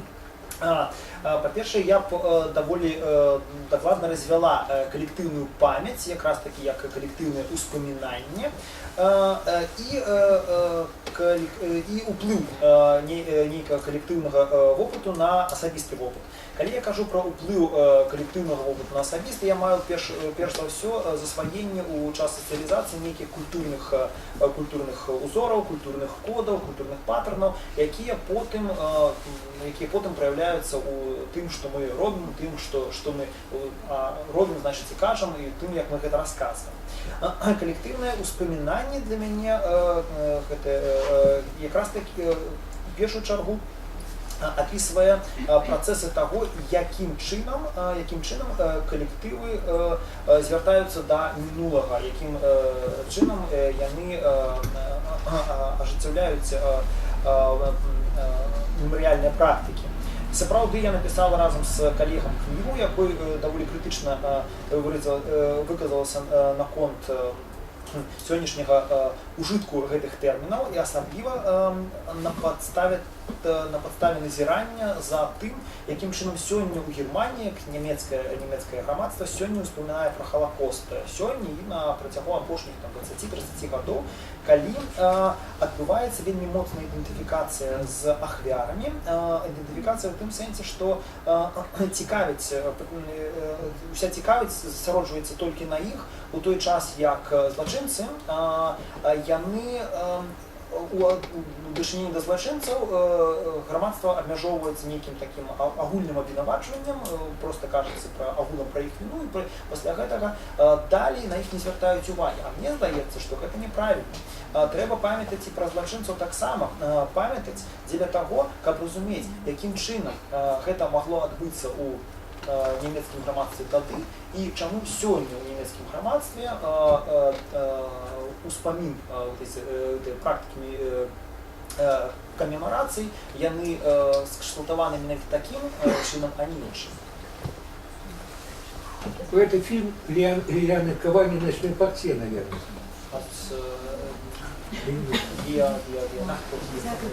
Час толькі на одно апошняе невялікае, зусім невялікае пытанне. Калі яшчэ ёсць у кагосьці?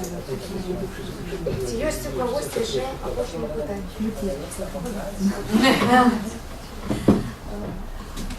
Мне не знаю, насколько оно маленькое. Это касается... Я надеюсь, что маленькое. По крайней мере, я быстро это скажу. А насколько все-таки вот учитывается при ведении этих интервью опасность травматизации тех переживаний, травматизации тех, у кого ведется интервью, поскольку все темы, чаще всего темы, которые выбираются для исследования, они касаются достаточно трагических событий, да, вот истории 20 века. И после проведения этого интервью, когда люди эти остаются вот в своем, да, вот в том пространстве среди тех людей, с которыми они, возможно, не говорили на эти темы, насколько вот высока опасность того, что это как бы, снова поднимется вверх эта травма, и она будет ну, вот, в быту этого человека, в его личной жизни повторяться, и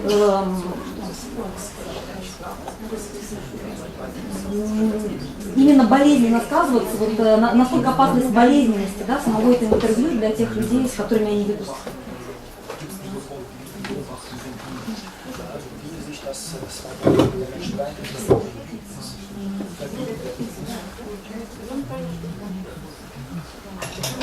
Ich glaube, also die Erfahrungen sind sehr unterschiedlich.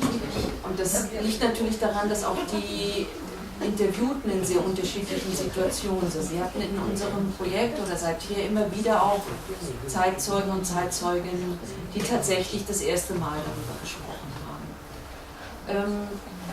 Trotzdem glaube ich, dass sie über die Jahre alle Strategien entwickelt haben, damit umzugehen. Sonst würden sie in dieser Situation ihnen nicht gegenüber sitzen und sie würden sich auch nicht für ein Interview bereit erklären. Das heißt, sie können schon davon ausgehen, dass sie bestimmte Strategien haben, damit umzugehen und auch ungefähr zu wissen, worauf sie sich einlassen.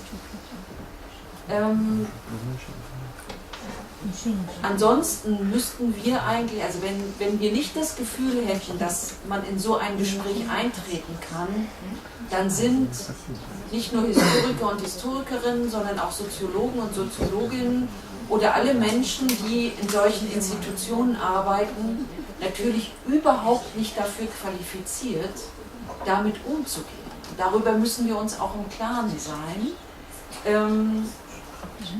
Unsere Erfahrung war bisher, dass Menschen, die in der Situation merken, dass es sie eigentlich vollkommen überwältigt, diese Erinnerung, die dann kommt, die auch Gespräche abbrechen. Und ich glaube, dass wenn ein Interview an so einen Punkt gekommen ist, dann ist das auch so. Dann muss man das auch so akzeptieren, weil es wichtig ist für den Zeitzeugen, sich davor zu schützen. In der Regel haben wir die Erfahrung gemacht, dass sie die meisten Mechanismen haben, das für sich zur Hand haben. Diejenigen, die das nicht können, die werden mit ihnen auch kein Interview führen. Сапраўды, як я казала, мы сутыкаемся падчас нашых інтэрв'ю, або мы вядзем нашы інтэрв'ю з рознымі людзьмі, з тымі, хто не спрактыкаваны ў гэтым, з тымі, хто робіць гэта ў першы раз. А значыць, практыка яна розная. Але я мяркую, што той чалавек, які пагаджаецца на інтэрв'ю, ён звычайна можна чакаць, што ў яго ёсць свае асабістыя стратэгіі, які ён напрацаваў цягам часу, нават калі гэта першы раз будзе казаць пра свой вопыт у такім кантэксце, у яго тым не менш ёсць стратэгія абыходжання з гэтымі траўматычнымі перажываннямі. Так бы мовіць, людзі ведаюць, на што яны ідуць, калі яны пагаджаюцца на падобнага кшталту інтэрв'ю, і яны ведаюць, як яны з гэтым справяцца.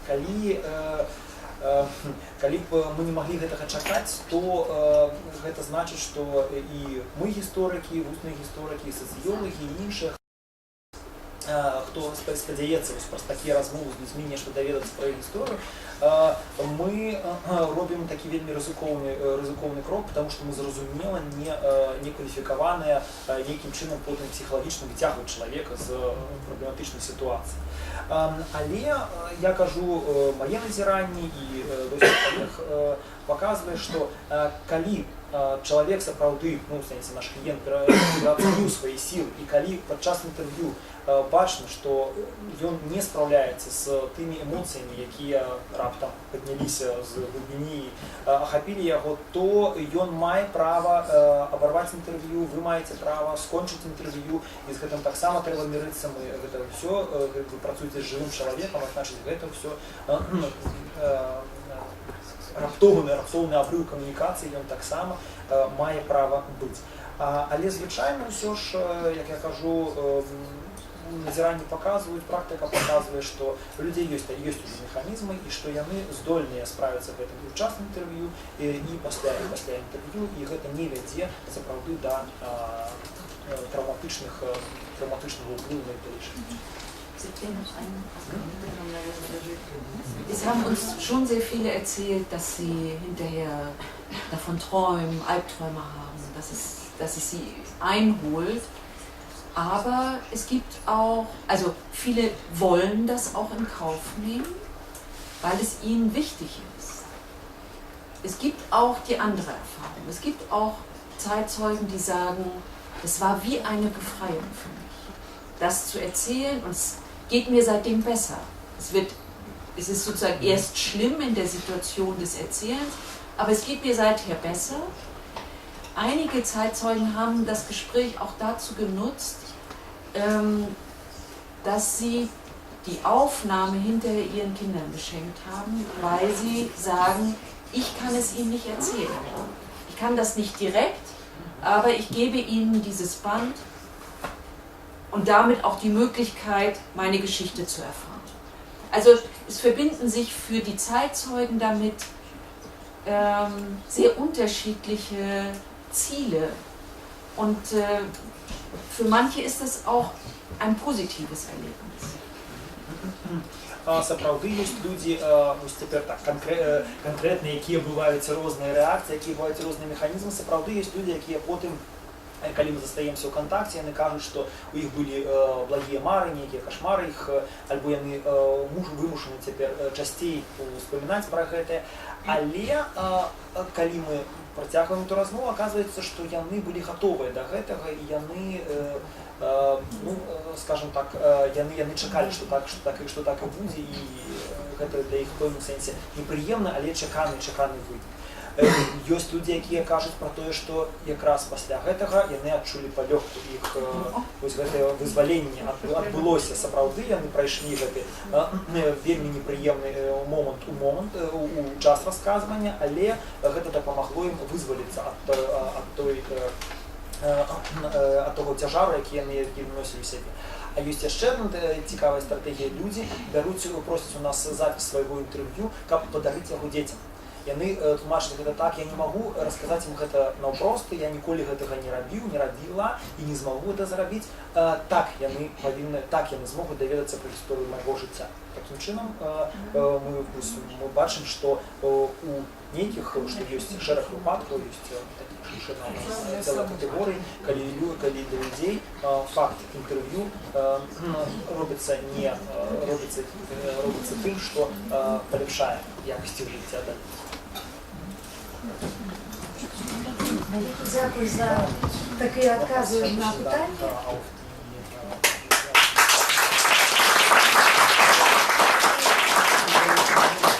Сподіваємося, що це, напевно, не опошнє мероприємство з вашим уділом у нашій майстерні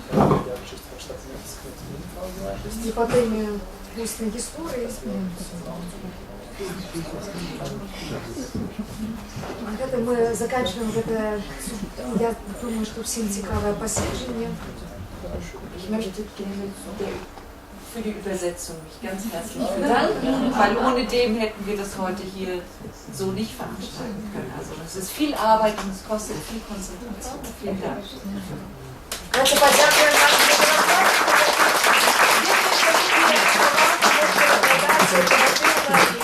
флексибільно і з великою кількістю термінів. Це справді професіоналізм. Ми дякуємо.